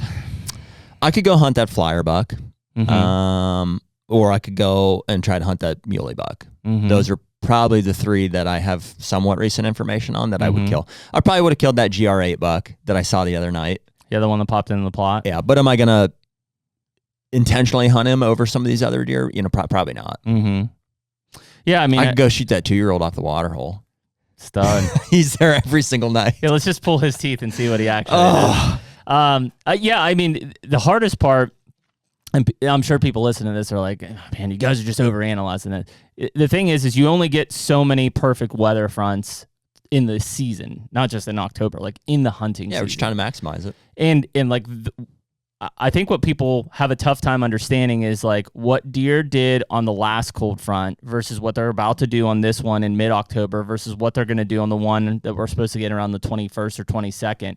Their behavior is changing so frequently. This first one coming up here, like for instance, I'd consider like snort wheezing at a buck. Absolutely. I probably wouldn't have done it even last night. Not that it wouldn't have worked. It could have worked. Yeah. But we're getting to the point here now where I think that they're kind of like feeling themselves enough that that it could start to work. Well, I mean, Monday morning, I had that 2-year-old 8-point up on public, and he was snort wheezing like crazy at the 1-year-olds around him. I mean, from a snort wheeze standpoint, like, you don't know the difference between a 2-year-old and a 5-year-old if you hear that necessarily. Mm-hmm. And so, yeah, I mean, he was vocalized. In fact, I thought him doing that was going to bring out one of the bigger deer. Yeah. So, yeah, I mean, people laugh and they're like, man, these guys like grunting and, on October 7th or something. Dude, I would absolutely grunt in a not like a lot of grunts, but I would grunt at or snort wheeze at a mature deer in October and pull his ass in. Yeah, I know guys that have rattled in and killed bucks early October. Because, I mean, just look at what the deer are doing. Like, they're breaking tines off. And they're fighting. They're grunting. They're snort wheezing. Yeah, I mean, yeah. It may not be to the level. It's not like over a breeding situation. It's just, they're just their testosterone is on just a skyrocketing trajectory at this point. Yeah. It is blowing through the roof. Like, I don't care if they're a 2-year-old or a 5-year-old. Like, there's so much steroids being pumped into that body, basically. Their heads are ready to explode. I wonder what that feels like to them. I wonder if it's just like a fucking green Hulk rush. Like, you think they have like a sense of euphoria even with it? Like, they're just like, wow. I bet it's just like off the charts. And then you pair it with like a morning like this morning that was 36 degrees. I mean, I bet you're not to change the subject, but I thought the pecker picture I sent you was really the dick pic. Yeah, I've never seen that. What are you talking about? Yeah, remember I sent you that picture of that probably 4-year-old buck in Ohio, and he's just like straight all wienered red out. rocket. Yeah. And it was a 1-year-old buck that was hitting the scrape next to him. It's like an intimidation factor. Wow. And I'm like watching this series of pictures. An intimidation factor. Yeah, I'm like watching this series of pictures, and I see him like starting to hunch up. So I thought he was just gonna like pee on his tarsals, and then the next picture it's like red rocket. And I was like, what is he doing? little balloon action. I was like, it was like October 2nd. I was like, what do you put that thing away, dude? Yeah, I don't know. He's probably just stretching, airing it out like they do. But I think it's the testosterone. Because like if you watch then his behavior around he's just chasing these other bucks off. I think it's just you talk about euphoria. I think it's just like it's like almost like craziness. Like it's just so much. It's like he's just out of his freaking mind. Yeah, well, and I don't even know if deer can feel like euphoria. I'm trying to assimilate like a human emotion or feeling. I think it's like an adrenaline rush. That's what I would have to assume. It's like somebody that's just pumping a prolonged adrenaline rush. Yep. You almost feel, I mean, you've seen some of these bucks. Like, I don't care if they're 2-year-old or 3-year-old. Like, some of these bucks think they're invincible. They're just like, I'm just going to just throw caution to the wind. They're just, they're on a mission. Yep. And so I think that as that continues to just build, and I mean, you've seen it, that 2-year-old we were just talking about on your property. I mean, if you go back 2 weeks ago and look at him now, like, look at the muscle definition this thing's putting on. Like, he's starting to stack himself, up front. Yeah. It's a super powerful, like when you talk about deer, you've got the velvet growing capabilities, which are off the charts, like fastest growing tissue that the world has seen. Known to man. Yep. And then you've got this absolute like insane testosterone injection that happens from, mid-September through, mid to end of November, basically. And it's just like, you look at these two things and like what these deer go through, and it's like, it's an incredible, like, atmosphere that's being created in these bucks' bodies, and they're nuts at that point. So I think like when you talk about weather fronts and stuff, I mean, yes, like the cold and stuff makes it's more comfortable with them to move in winter coats, but it's the testosterone, it's the shortening day length, like the photo period, like all of that is what is setting these deer off to start venturing out a little further, crushing scrapes a little more, fighting, making vocalizations. And I mean, it's going to just get crazier and crazier for the next 4 to 6 weeks, depending on where you're at. So, yeah, I mean, I'm a big proponent of calling. I know we talked with JJ Ducard about that. I blind call a lot. I'm a pretty aggressive caller at that. Do I mess up some hunts? Probably. Do I scare some deer off? That probably. But I mean, I've killed a lot of my bucks. In fact, this is probably one of the first bucks in several years that I've killed without calling at. Most of them I do call in. So yeah, I mean, it's just it's a cool time frame, and I think that it's another tool in the toolbox basically, but a lot of changes happening not only in the deer's body right now, but in the woods with acorns potentially drying up and days getting shorter and temperatures It sure feels dropping. like they're transitioning to like, I mean, we're on it, man. We're on a hard shift, I believe, right now. I think that, and again, we're trying to generalize this, guys, so don't like take it verbatim. Like, if you're in Iowa, it might be completely different because the crops are coming off. That's causing the shift, right? I think Iowa and Illinois, some of those areas, the corn has come off earlier than it has in decades. But if you're in Ohio or Pennsylvania or Kentucky or West Virginia, like, I think these acorns are really having a huge factor, and they're starting to get a little less. They're starting to rot because they've been on the ground for a while. And the testosterone, these deer are starting to shift. You're going to start seeing new deer show up on your properties, which is awesome. It seems like we're just seeing more sign than we do generally this time of year. Oh, dude, I have seen so many. Like, we've had a bunch of people, and I mean, write us. We'll talk to you guys about it, but we've had a bunch of people saying like, man, I just feel like I'm seeing a ton of scrapes and rubs where I'm like, you're on them. Like, that's you're on. If you have fresh sign, you're in the game. Like, these deer are not probably coming from very far if there's a lot of fresh sign right there. Yeah. And I would say that that's pretty. I mean, even the scrape that I saw that I thought this guy might have been going to when I was tracking him, I'm like, holy shit! Like, I mean, it was huge. Yeah. Well, that seems to be like the game this time of year. It's like where I'm at with it right now is like I'm just trying to like pick up on some of those patterns. Yep. And more than just one deer, because I'm trying to get Dad and Dale and stuff on, and also for myself. So, but it seems like it's like if you can pick up on it and start putting those puzzle pieces together, even if it's at night, that's kind of where I'm at right now. I'm like watching this. That's where the weather fronts are important. Huge. I'm like, he's gonna do it eventually in daylight, and so the trick or the balance is to try to be there when he does it without overhunting it in the meantime to tip him off that you're there.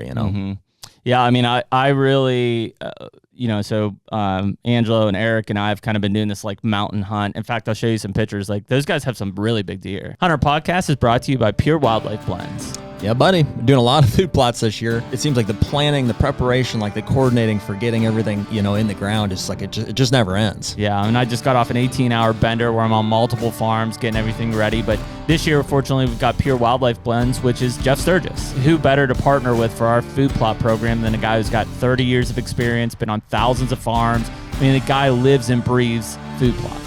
Yeah, and so the blends themselves are all handpicked by Jeff, and it's like, man, we've had a lot of conversations with him over the years, and he's been pretty influential on how we set up farms and stuff. And frankly, the product, it's in a name. It's Pure Wildlife Blend. So a lot of these other seeds that you see that are blue and orange and all these things, it's because they're coated with lime and they're dyed, and it's marketing at the end of the day. So we have a lot of confidence in the seeds that Jeff has chose, and that's what we're going to be planting this year. And so right now, you can use code HUNTR10 for 10% off anything on the website. So if you're looking for switch, clover, brassica, or Jeff's favorite, layer in the rye. Layer in the rye. Yep. Check out purewildlifeblends.com. Talking about some deer you and Eric and Angela are getting up on. Yeah. So, I mean, we've been, and this is the hard part, is like, I would say that we've been pretty successful on getting on sign. So we've been e-scouting a lot. I usually start on the Spartan Forge e-scouting and looking around. I've been looking for cuts mainly. You've been using that 3D viewer? Oh, yeah. I don't know what they call that, but that's pretty slick. Yeah, it's really slick. Between that and then you have to use it on your computer, but the eagle eye stuff is really good too from an imagery standpoint. But I've been looking at these cuts, and I'm looking for anything that's basically 5 years and younger for a cut, and then going in there and, dude, it's like not like a cocky way or anything. Like the amount of deer sign I'm finding on these things is insane. And so we've gotten, I don't know, handful of mature deer on camera. Those guys are hunting a deer that's probably all over 60. I bet. I've got a deer that's probably all over 50 on camera. We've got several in the 30s and 40s, but it's so dependent on the acorns right now. And so if things are changing, if they're dropping, is slowing, and if they're rotting out on the ground, like, you're basically going to be chasing sign for the next 2 to 3 weeks, and again, if you can find them as the shift occurs, you're in good shape, but you might spend the next week finding the shift, which sucks. And so why I say that is if you're in like big woods country, or even like where this deer was, which is like big woods and pasture, I think this front coming up on Monday, Tuesday, Wednesday might be your last chance to catch them on like the patterns you've been seeing them on. I think it's going to start to shift pretty hard after that. Not that you might not have that deer on it, but it's going to change pretty quickly. What do you think is going to happen? I think they're just going to start to expand their range pretty fast. I think that if that food source was a big focus for them, they're going to find the next big food source, which could move their entire core area. They could literally shift, not saying that they won't be there, but they may shift for the majority outside of that. So if you were getting them on daylight because you had them on acorns and stuff, now they're going to shift over to, a standing grain field or crops or a food plot or whatever. And like, they may not daylight anymore where you had them because there's no food there. Man, I don't know very many people that have like a really good pattern on one right now, or have probably because of the acorn crop.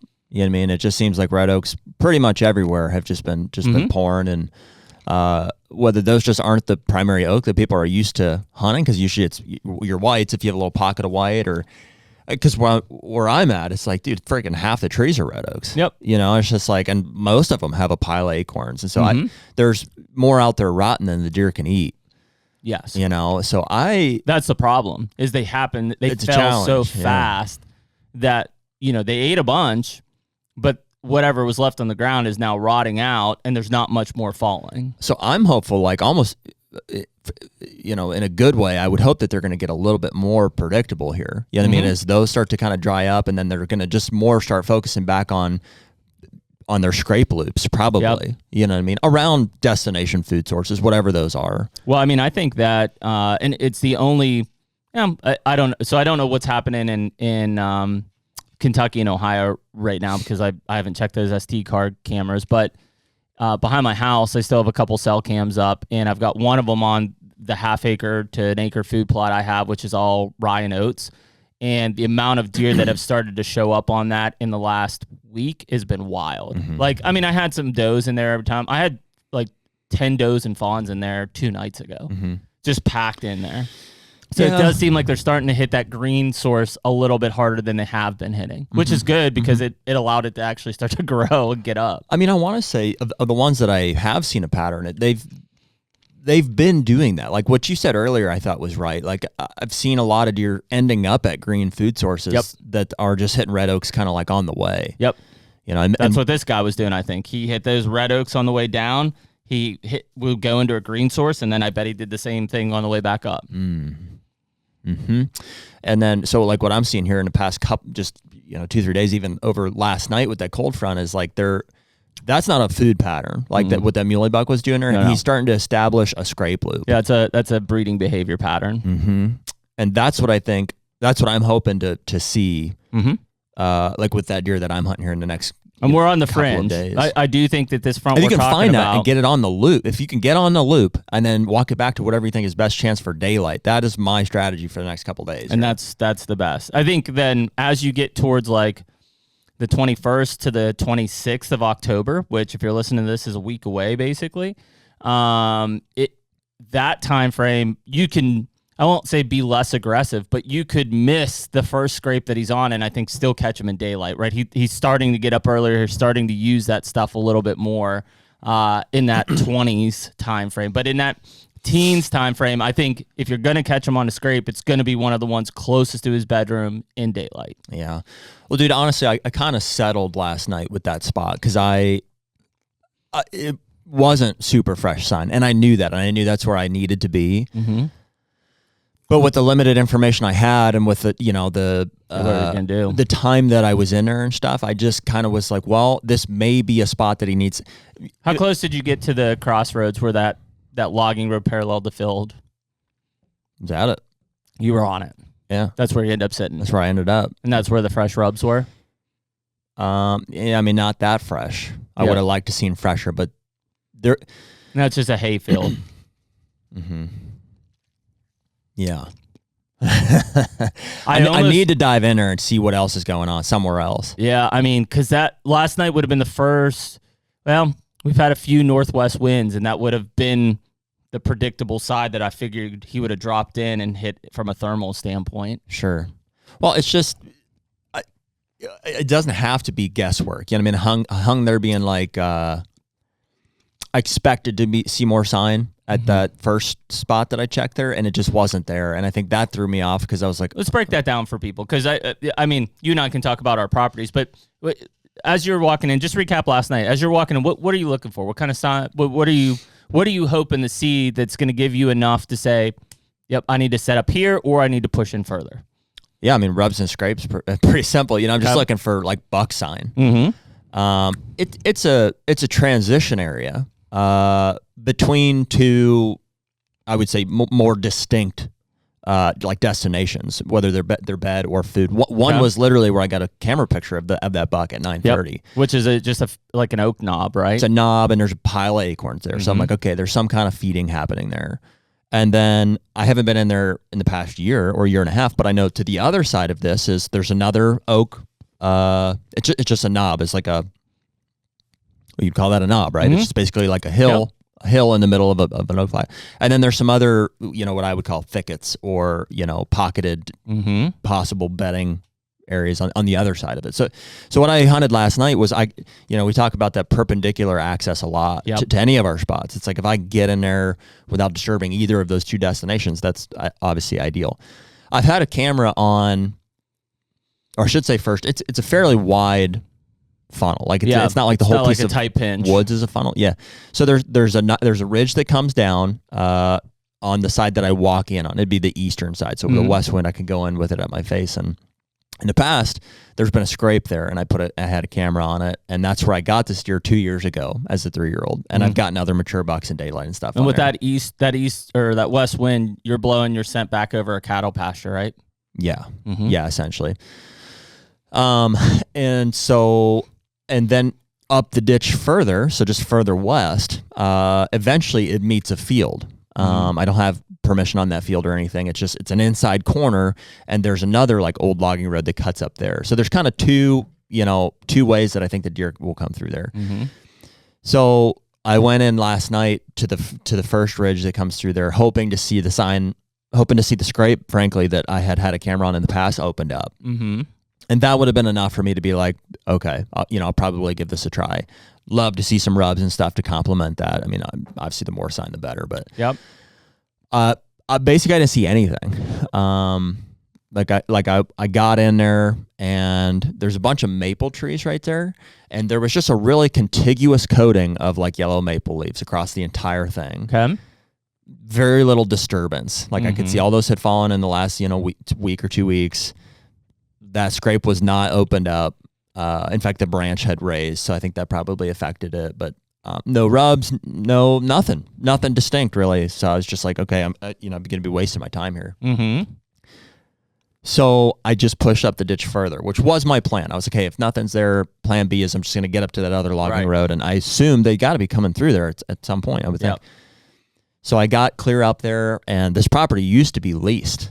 And there's an old leaser ladder stand with a chain around it and stuff. And it's in a pretty good spot, actually. So I got up to it, and I'm like, there's nowhere else to go as far as like heading west. I was like, at that point I got to start pushing either towards one of the two other destinations. Yeah, north south basically. If I'm going to go anywhere, and it was probably 4:45 at that point. I did see a few rubs. Okay. In like just between that ladder stand and the field there, few rubs, and I'm looking at it. I'm like, it's isolated enough. It could be daylight movement. Mm-hmm. It's not fresh. Like nothing was like, oh, it's got me excited about it's working through here. So, I don't know if I settled at that point or I was just like, hey, this is as good a place as any to get an observation on something, or like maybe see him coming through, and there is some sign. Yep. So I kind of was like, well, why not? It's not the freshest sign, but it's 4:45, and there's some sign, and it's a good geographically. It makes sense to where he would have come from. Mm-hmm. So I tried it and didn't see a deer. Right. So I don't know. I don't know if that was the wrong move, if I should have done something different. I don't think, based on the sign that was there and where I could have got to in a reasonable time frame last night, I don't know what I should have done from that point. Like the only thing, probably what I will do now, having I got that sit under my belt and backed out, I think I got out clean and everything. It was fine. I don't think I heard anything with that hunt. I'll probably go and look at that stuff to the south just to look. Mm-hmm. I'm just going to go right. I'll probably come in on the north end of him because I think he's heading that direction. Heading that direction. But I'll probably just pop in there and see if I can get closer to one of those other places and see if maybe he's not spending more time down there somewhere else. Mm-hmm. Yeah, I mean, because think about this, dude. It's possible that picture I got at 9:30, just like I am with that muley buck or what? Muley buck. That may be just something he goes and loops every once in a while. Right. It's on the fringe of his home range. And so maybe he's got a much more of a presence on one of those other things to the south there. I mean, it's and the sign would give that away. That's what I was going to say. It's not rocket science. When you walk into those spots, it's like, oh, here he is. It's that's what I'm looking for. There's rubs all over. Hopefully you find a scrape. But even if you don't find scrapes, if you find like fresh big rubs or big tracks, I mean that. Sometimes we overlook that just because when we're in these areas, leaves and stuff, like it's very difficult to see. Mm-hmm. But I mean, if you can find a giant track in like dirt in the area, game over. He's there. There's a giveaway, right? Mm-hmm. That's the most recent information besides like camera pictures that you can have of like he's in here. He's been here. Mm-hmm. So I think that's something. Why I wanted you to kind of talk about that is, here's a great example, dude. As far as fresh sign, I went out last night. I was talking to my uncle on the phone, and he's like, "Hey, what do you think?" We had one picture of that muley buck. Yep. Midnight on our place, and he's like, "Let's just run out there for me and just check it." And this is like the easiest way to scout farms is just run the field edges. Yep. In the machine, it's not going to booger anything. Sure enough, there's 4 or 5 scrapes along the whole thing. I'm like, yep, it's tore up. So all I did was I went and stole a camera from somewhere else and I put it on there. And last night I had 4 different bucks, including him, shredding scrapes. Yep. Yeah, I mean, and it's just fresh sign, just moving on it. I think the hard part for people, and it varies whether you're an ag country or big woods country, but and we talked about this, I think, with Blanton, and in terms of reading the sign, is that people have a tough time interpreting when they find sign if it's the right sign.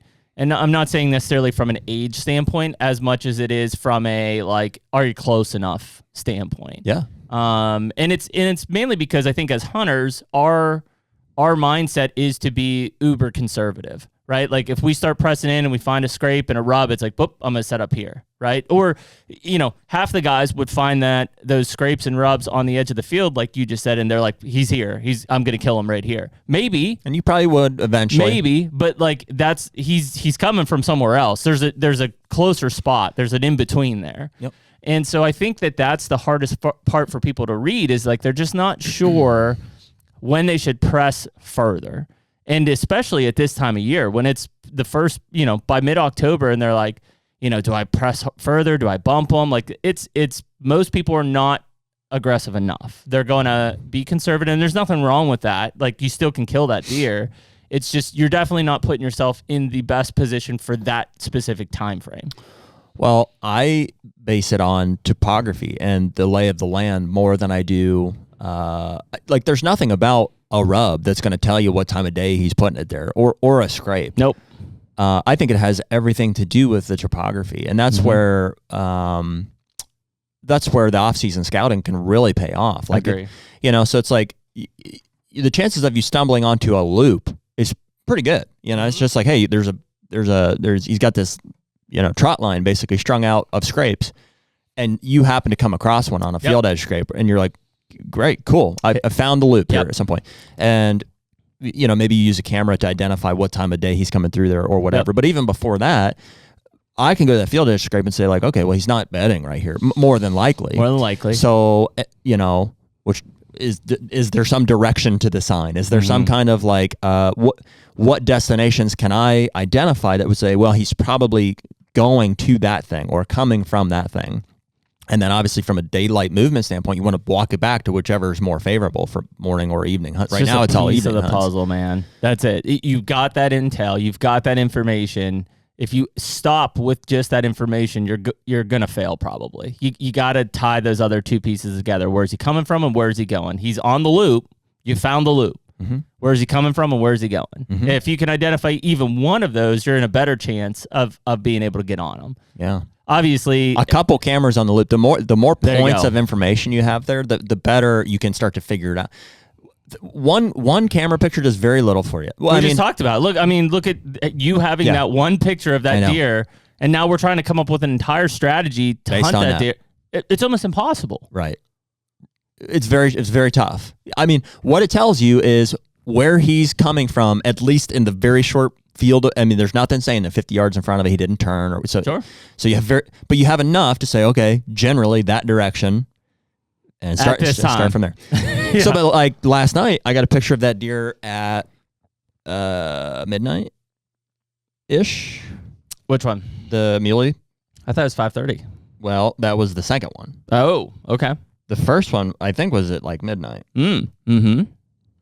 Yeah, 12:23. Okay. 12:23, I got a picture of this deer hitting a scrape. That was on a new camera I put up there yesterday.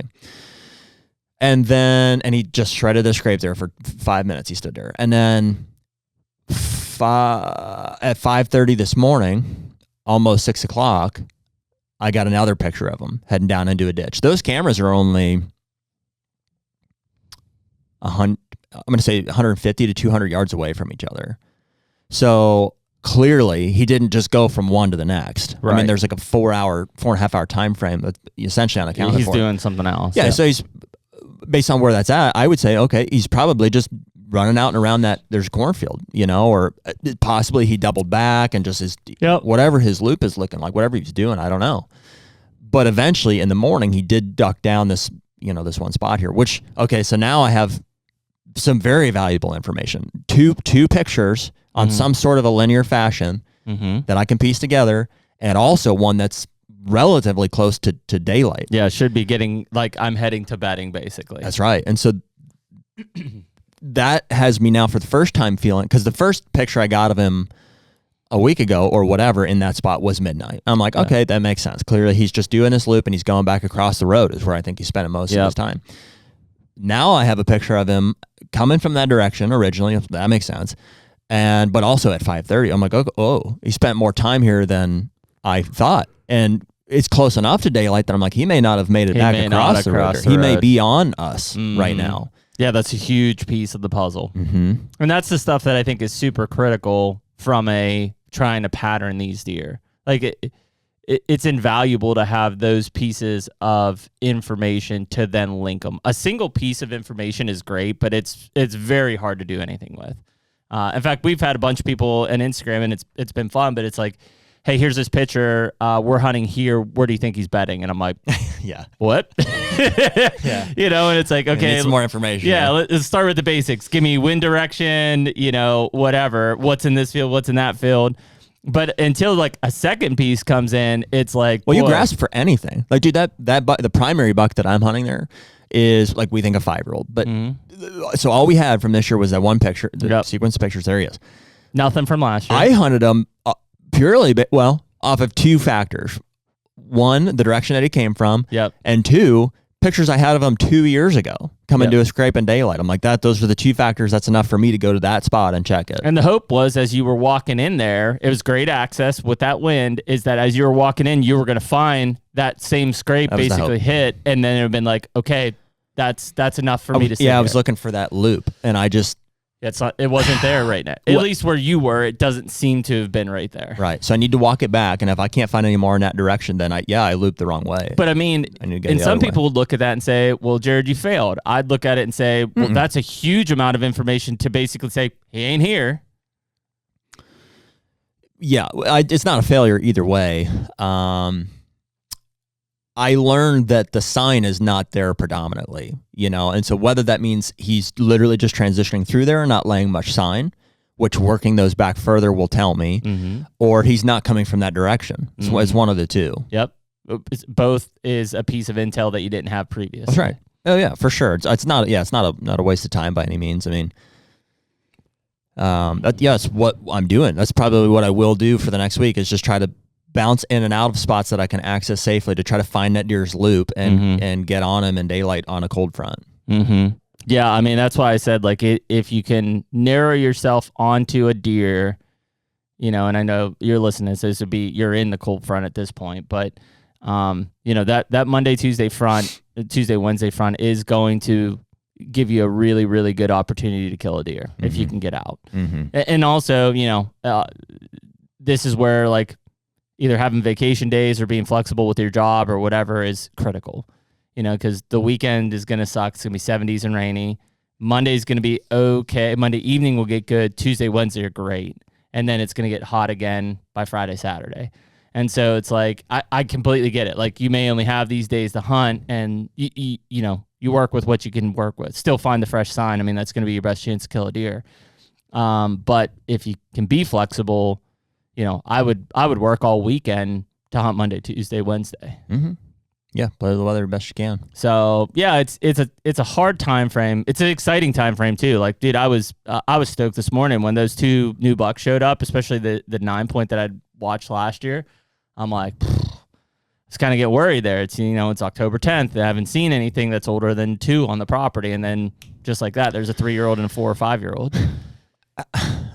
Yeah, I mean, it's almost like it seems worthwhile almost to like find that sign at any cost. Like, it does. I would almost consider just like, not that I want to go and bump him out at this point, because we're within days of where I want to hunt him, but like, you can't not be on the sign. No. You know, so I'm almost thinking like I may just go up Sunday or Monday and not aggressively, but like at noon or 11:30, like I'm going to just go into those spots and see if I can find the fresh sign. I mean, yeah, I think it's, again, especially I just want to start writing off spots. That's it. I think especially with this front coming in, I'm going to go on Friday. I got to drop the kids off, but from like 9 to 1, I'm going to go and either shift cameras or maybe put a couple new ones up in spots I've got marked on Spartan Forge, but I haven't been to yet. I want to find a deer, hopefully on Saturday or Sunday or even Monday morning, that Tuesday or Wednesday I could hunt. Mm-hmm.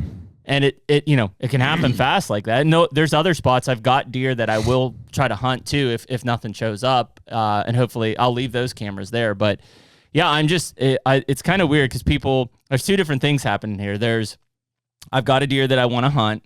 I got to put more cameras out to get more data to try to build this information to map this thing out. Then there's other guys who are like, I don't have shit to hunt. Cool, dude. There's so much sign out there right now. And these deer are going to use that sign, whether it's at midnight or 5 a.m. or 7 a.m. It doesn't matter. Go find that sign and either hunt it and observe it or put a camera on it. And you're going to learn all you need to know of if there's a deer there that you want to hunt. Now is the time to do that. Yeah. There's a little bit of peace of mind, too, that like the further this goes on here, like I probably won't rattle this week, but like, it's getting close. It's getting close, and at some point, your range, even as a bow hunter, gets extended by calling. Agree.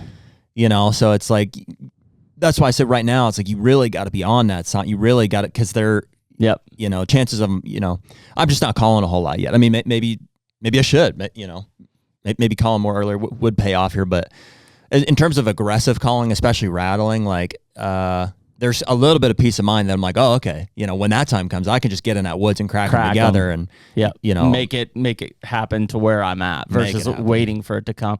Yeah. And I mean, that is the hard part, because I do think right now, if you can hunt a hot scrape, you're just kind of sitting there with your hands crossed waiting. And you're in the best spot. If you've planned it out right and you know where he's at and you know where he's going and you're in between on a scrape, you're in a great spot. The HUNTR Podcast is brought to you by Better Backstrap.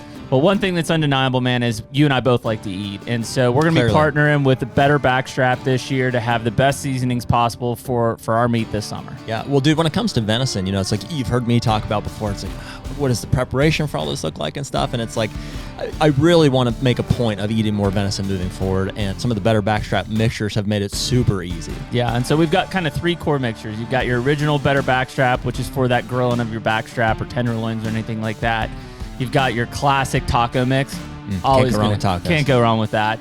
And then you've got your standard SPG in the orange can. Well, SPG and down the hatch. There you go. So right now, if you go to betterbackstrap.com, you can use the code HUNTR15, get 15% off any of your orders on the seasonings, and there'll probably be more coming out here throughout the year. Get yourself a Better Backstrap.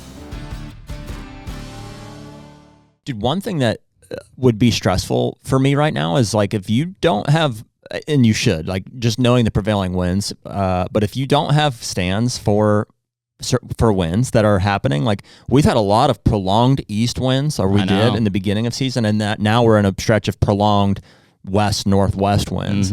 And like if all your stands are set up for south or southwest winds, it's like, I don't know what you've been hunting. Yeah, and that's where the mobility portion I think comes in. So it's like we have pre-hung sets that I'll hunt. I hunted a ladder stand last night, but I walked in with a lone wolf on my back, like fully prepared to. I was not expecting to hunt that ladder stand.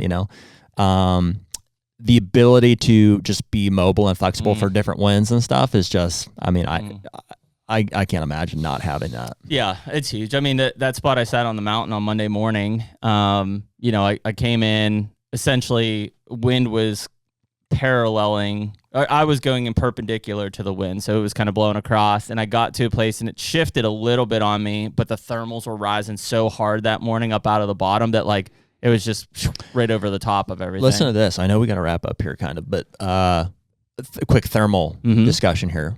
/ big buck sighting. I called you the other day. My plan was to go hunt Scary Oak. For a few reasons. Just we had a good wind to hunt it. Northwest is what you want. We know they're crushing acorns. This was, a few days, almost a week ago now. So figured I'd go try it. I didn't have any cameras back there. I was just going to give it a go. This spot has historically been challenging to hunt because it just seems like the wind is not ever doing what you want for it to. It's a flat that sits at the top of a hill. It's basically a bench. It's a bench. If you're watching this, it's like there's a valley. The main valley runs down the bottom. You got to cross that. Goes up this hill. There's probably like, I don't know, 100, 150 feet elevation gain. I'm guessing. Flattens off. This is what we call a Scary Oak flat. There's it's beautiful. Oak flat. It's just what it is. and then it goes up again to what we call Chestnut Ridge, and then over. So it's a bench that runs through it, but it's like there's like a 50-yard wide section that we hunt. It's like out on the edge of it that they scrape and they do stuff like that. The back of it's kind of bedding. I've hinge cut back in there and stuff before it goes up again. So it's not a real tight bench like you'd think in Pennsylvania. It's large. It's a bench. Yeah. I rode the bike rode the e-bike way back in there. I bought one of those jacked gear. I remember you said that. Straps for my bow, slings. I'm really liking it for riding on the bike especially. Nice. Yeah, it's nice. So I've got the wind northwest the whole time, and I walk down and I cross that first stream, getting ready to walk up that hill, and immediately I feel that it's not wind, it's those thermals are pulling hard up that hill, and it was like 3:45, maybe 4 o'clock, direct opposite direction of the prevailing wind, so straight at my back, south blowing. I'm like, dude, what do I have to do back here? I'm like, well, maybe if I get to the top of the hill there, like maybe it'll straighten itself out. So I creep up the hill there and I get to the top of it, and nope, same thing. Thermals are just pulling straight back into this bench. And as soon as I crest the hill there, I hear, the real heavy thudding of a deer getting up and stuff. And I see some deer running. I pull the binos up and I can see a 2-year-old, and I'm like just watching them, and I'm like just watching. And my thermals are pulling right in that direction. I'm like, yeah, it's blowing it, it's blowing. And then I see just a wall of tines. I mean, I'm like, whoa, like, and heavy looking too. Immediate reaction is big buck. And he's up. It's, it's gigs up at this point. It's blown. I'm just watching, trying to see what he's up on Chestnut Ridge at this point. He's at the back of the bench, getting ready to head up that direction. And I see him just kind of trot off. I only see that big deer for, a couple seconds. Not enough to identify him or anything. I just see a wall of tines, looked heavy. That's all I know. Basically just turn around and leave, because I'm like, well, Yeah, done. I don't think he did you see any sign when you got up there? Yeah, he didn't have enough time either. I glanced, I looked, I was within 30 yards of the stand. I didn't see any, sign. I just turned it left because I was like, thermals are dead wrong anyways. I was like, I'm confused, conflicted by the wind, but also that encounter, that was potentially a deer I would have shot. So I'm just going to get out of here. So I did, turned left, got out of there, called you because I was like, here's what happened.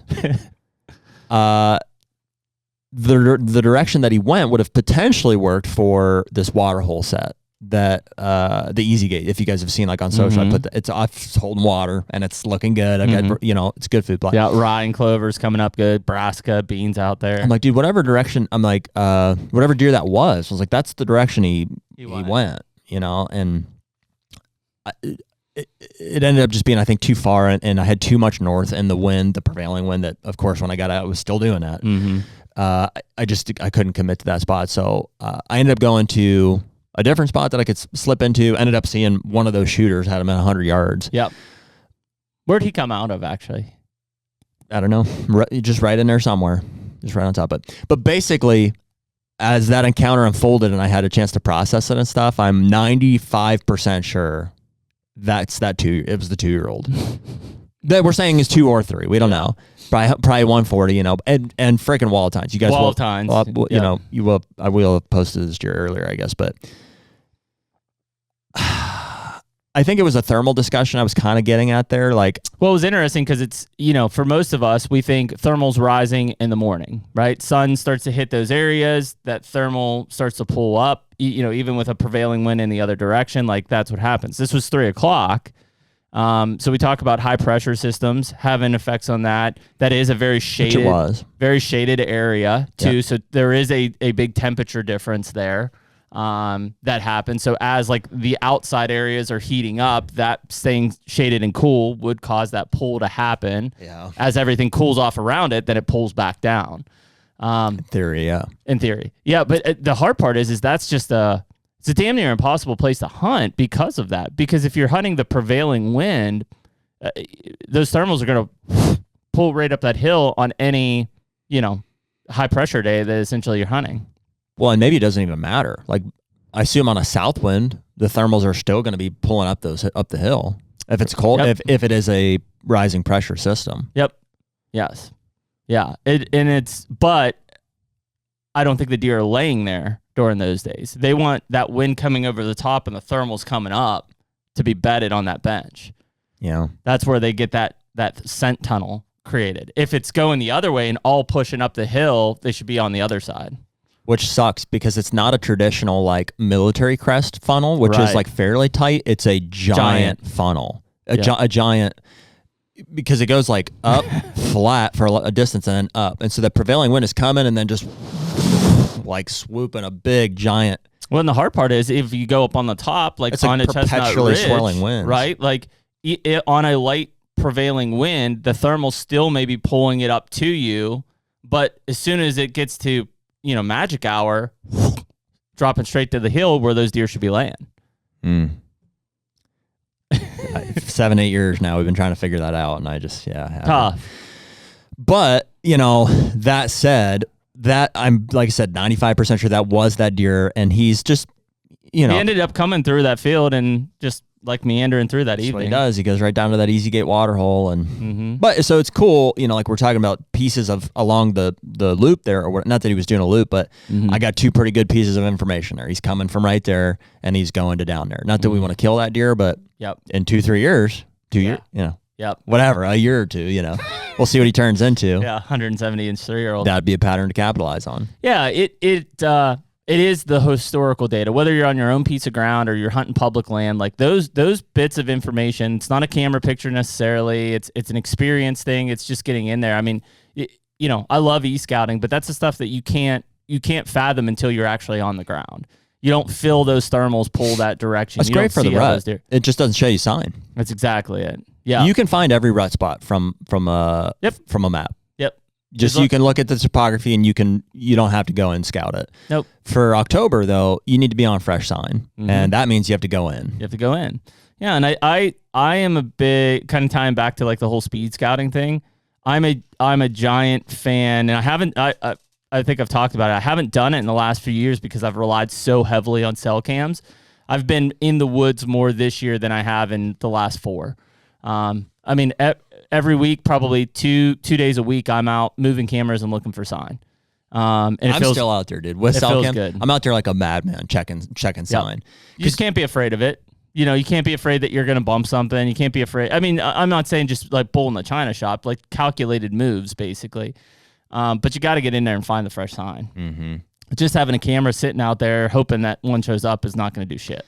Yeah, and also just be real with yourself that like, just because you're not getting pictures of him doesn't mean he's not there. Like, I agree. It does not mean that. Like, if you get a picture of him, you're lucky. That's great. He's probably there. A decent amount. Yeah. Well, I mean, I'll give you a great example. I think I teased it a couple times now. As I've got this spot on the mountain, and I think I've been running a camera there for 2 weeks. Although about a week of that, a bear had ripped it off. I've yet to get a picture of a big, quote, big buck there. I've had some 2-year-olds and stuff on it. But when I went in and fixed the camera from the bear sign on Sunday, I found big beds and fresh rubs like 100 yards from where my camera was. Like, there is a big buck in that spot. I just haven't seen him yet. I don't have him on camera, and I haven't seen him yet. Dude, there's nothing better than a big rub. He's in there. I mean, there's a bunch of big rubs. Nothing will get you fired up like a big rub. Scrapes are great, but like to see a big giant rub, you're like, oh. Yeah, exactly. Yeah. So I mean that. It's great case in point. Like I could that be a 2-year-old 10-point? Yeah, it could be, but I don't think it is. And it's like, I don't have them on camera. I could probably go in there blindly. And I at this point, if I don't have any other deer show up, I will on Monday, Tuesday, or Wednesday evening, if the wind's right, and I'll sit that completely blind, but I'll be very confident of seeing a shooter. And that's what fresh sign will do. And especially like you said, scrapes are great, but big rubs or big tracks that, like, if I find a giant track, same thing. I'll go and sit that thing blind, knowing that it's probably at least a 4 or 5-year-old deer, whether he's got 150 inches on his head or 100 inches on his head. I don't know, but I have that confidence at least. You really got me itching to run back here. Well, it's that time. They are laying so much sign down right now. It's insane. that deer this morning, that 9-point, I mean, I haven't seen him yet this year. I had him on one camera come up, and it's not even like where I would think he was going to put a scrape, but there's a branch there, and he made a scrape right underneath it. Mm-hmm. And I'm sure he walked up towards my food plot, and there's another one he always makes a scrape under. I bet he made one there. And it's like they're just laying sign down. They're just doing it. Yeah. And it's so refreshing to be out in the woods and see that sign and read that sign and then say, okay, where's he coming from? Who is he? What's he going to do? What's this wind doing? Like it's the start of a game with every one of these deer. Yeah. Well, and that's all anybody can ask for is to be in the game. Like there's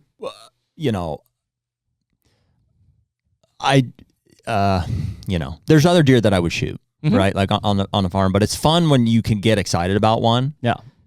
To be like, okay, I have enough rope, like in terms of like I've got enough property there to play mm-hmm. with and try to figure out where he's at. Like one of them is a permission piece that I got. And he's a big enough deer that I'm like, he's really worth spending some time on. Sure. You talked me out of driving to Illinois, early, because that was the other option. I'm like, there's friends coming here and Illinois. I'm like, should I drive out? And there's, the chances of me sitting in that box blind and not seeing a shooter in 2 or 3 nights with that cold front is not good, frankly, because there's probably going to be one there. Should be. But am I willing to leave this? Do I have enough of a lead on this deer to stick and try it out? I mean, probably. Mm-hmm. Probably should. At least to give it a fair crack. He's cool enough. He's a good enough deer, mm-hmm. Yeah. Yeah. Well, that's what I was going to, as we kind of wrap up here, we've had a lot of people asking about Illinois and Iowa. And I feel like we've talked about it a little bit, but not a ton. So, we've obviously, I hunted a little bit of Kentucky, but we've really been spending our time in Ohio and Pennsylvania. Mm-hmm. Which was kind of the strategy, hunt early back home, and then kind of save the Midwest here for these, end of October into November. It's kind of like the rock and the vase analogy. Like Illinois and Iowa are big rocks, and then Ohio, the close farms are everything in between. Yep, so that's exactly. how we do it. So we have, what would you say? We have 3 shooters at least in Illinois. At least, yeah, and go 3. Well, I guess we did get that one. The niner, we'll call him Niner, crazy horse. That whatever 40s 8 that was down there. That was daylight. Yep, that was daylight. And then there is that tall. Yeah, we've only seen him once, which I think is that deer. Where is that him? No, he's sitting in the other room there. No, this one. Yeah, that's the one I think it is. Do you think this is that mainframe 11? Do you know which one I'm talking about? The one that we haven't had pictures of for a while. Mm-hmm. I think that's who that is, yeah. You think that's that tall deer? Mm-hmm. And you think that's him? I do, yep. Okay. Yeah, so 4. Some more pictures of him might change my mind, but I think he was 4 there. I think he's 5. Yep, mm-hmm. But 4 shooters. Yep. Mm-hmm. So, and that we had a 80s, or 80s, yeah, I wish. We had a 40s. Mid-80s, Yeah, we had a 40s 8-point like show zero up. 80s. Yeah, 0 80s. Yeah, we had a 40s 8-point show up, which would have been in daylight in front of one of our blinds on a big brassica field, pinch we call it. And so, yeah, that was the conversation is like, okay, there are definitely at least 3, if not 4 shooters around that property, big front. I guarantee we're going to get daylight of one of them at least. It's fun to have just that food source down there, like in the switch looking good. Yeah, it's like a banging food set source. Up now. A lot of the crops are coming off around there from what we've been talking to people with. So that farm, the decision was I couldn't go. So I've got prior obligations that I've got to do. So it was, were you going to go to Illinois and hunt? And we kind of talked about it, and you're going to change with Ohio. But according to the forecast, long range, and we'll see how it sticks, sometime around the 21st-ish, there's going to be another front that blows through the Midwest. Pretty big one with some heavy precip as well. If that sticks, 21st, 22nd, whatever that is, we'll probably go out and hunt a few. That'll be our like three-day trip to Illinois to hunt. There's obviously a bunch of factors to consider, but one is that last year we really did not have any daylight activity until like late October, at the earliest. I think when we went down, like the 2 or 3 days before then were the first couple daylight photos we had. Yeah, and I killed on the 30th. Yeah. Mm-hmm. So it was like the 25th, 6th, 7th time frame. Yeah. So, and we had a lot of new bucks show up between the 15th and that time frame. So what's different is we do have more food. Yep. On the place. And more cover. And the surrounding crops are coming off a little bit sooner, I think. Yep. And they're all beans versus it was all corn. So, but nothing to be like, hey, go out mid-October and they're definitely going to daylight. You know, I don't have that history anyways. Yep. So we kind of said we'll put that on the back burner, give it another week, basically. But maybe they do. I'd love for one to daylight while I'm not there, but we'll know the next week. Yeah. So that next front we will. So when are you guys going to Illinois? That next week. That next front that comes out, we'll be hunting Illinois on. Iowa. We have definitely seen. We had a pile of shooters at the end of the summer. That's mellowed out, I think, a lot, and we've had some cameras go down, coons or whatever. But we still have some shooters on camera, but I would say not enough to say let's drive 13 hours to Iowa.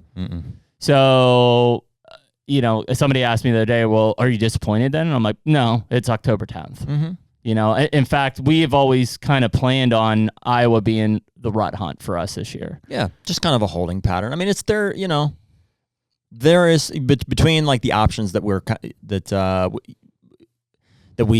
procured, or that are there. We're just watching, just waiting. Some have there are shooters out there. Oh yeah, there's multiple 60s, definitely. And maybe some better even.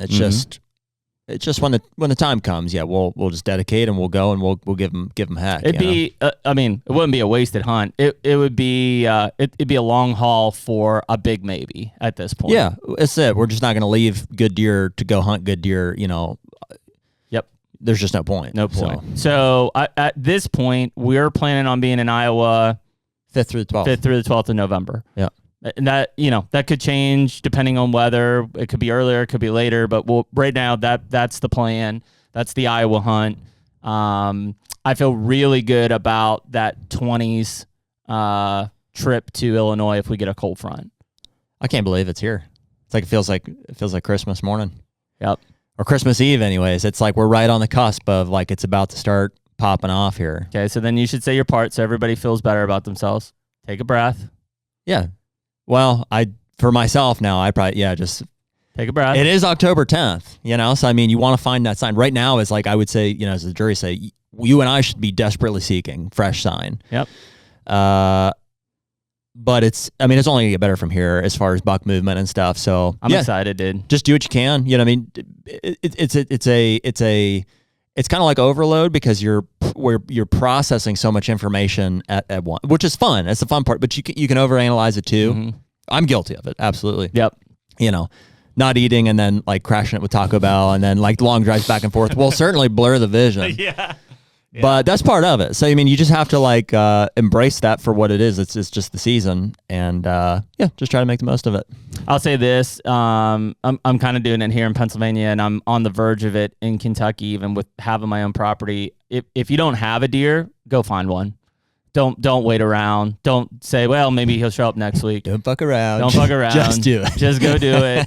Yeah. Just go find, and I've honestly had a lot of fun. I've had a lot of fun doing it. Just looking at a map, going to a new place, finding sign, putting up a camera and be like, I have no idea what's going to show. And I've had some surprise. I've had some areas that suck, but like, yeah, dude, that buck I'm hunting is a big surprise. I went and got a permission and I just found him. Even that's the only way that happened. Yeah. Go find one. Turn over rocks. Yeah. And because it's October 10th, you're listening to this, it's the 17th. Like now is the time that you need to go find a deer to hunt. Don't wait for one to show up. So you'll enjoy it. It's a challenge. Embrace it. But yeah, that's kind of where we're at right now. And we appreciate everyone listening to episode 211 of HUNTR Podcast. One big old buck down on the ground. That's a great deer, man. Congratulations. Yeah, thank you, man. We're excited. And we will catch you all next week. Later. Take me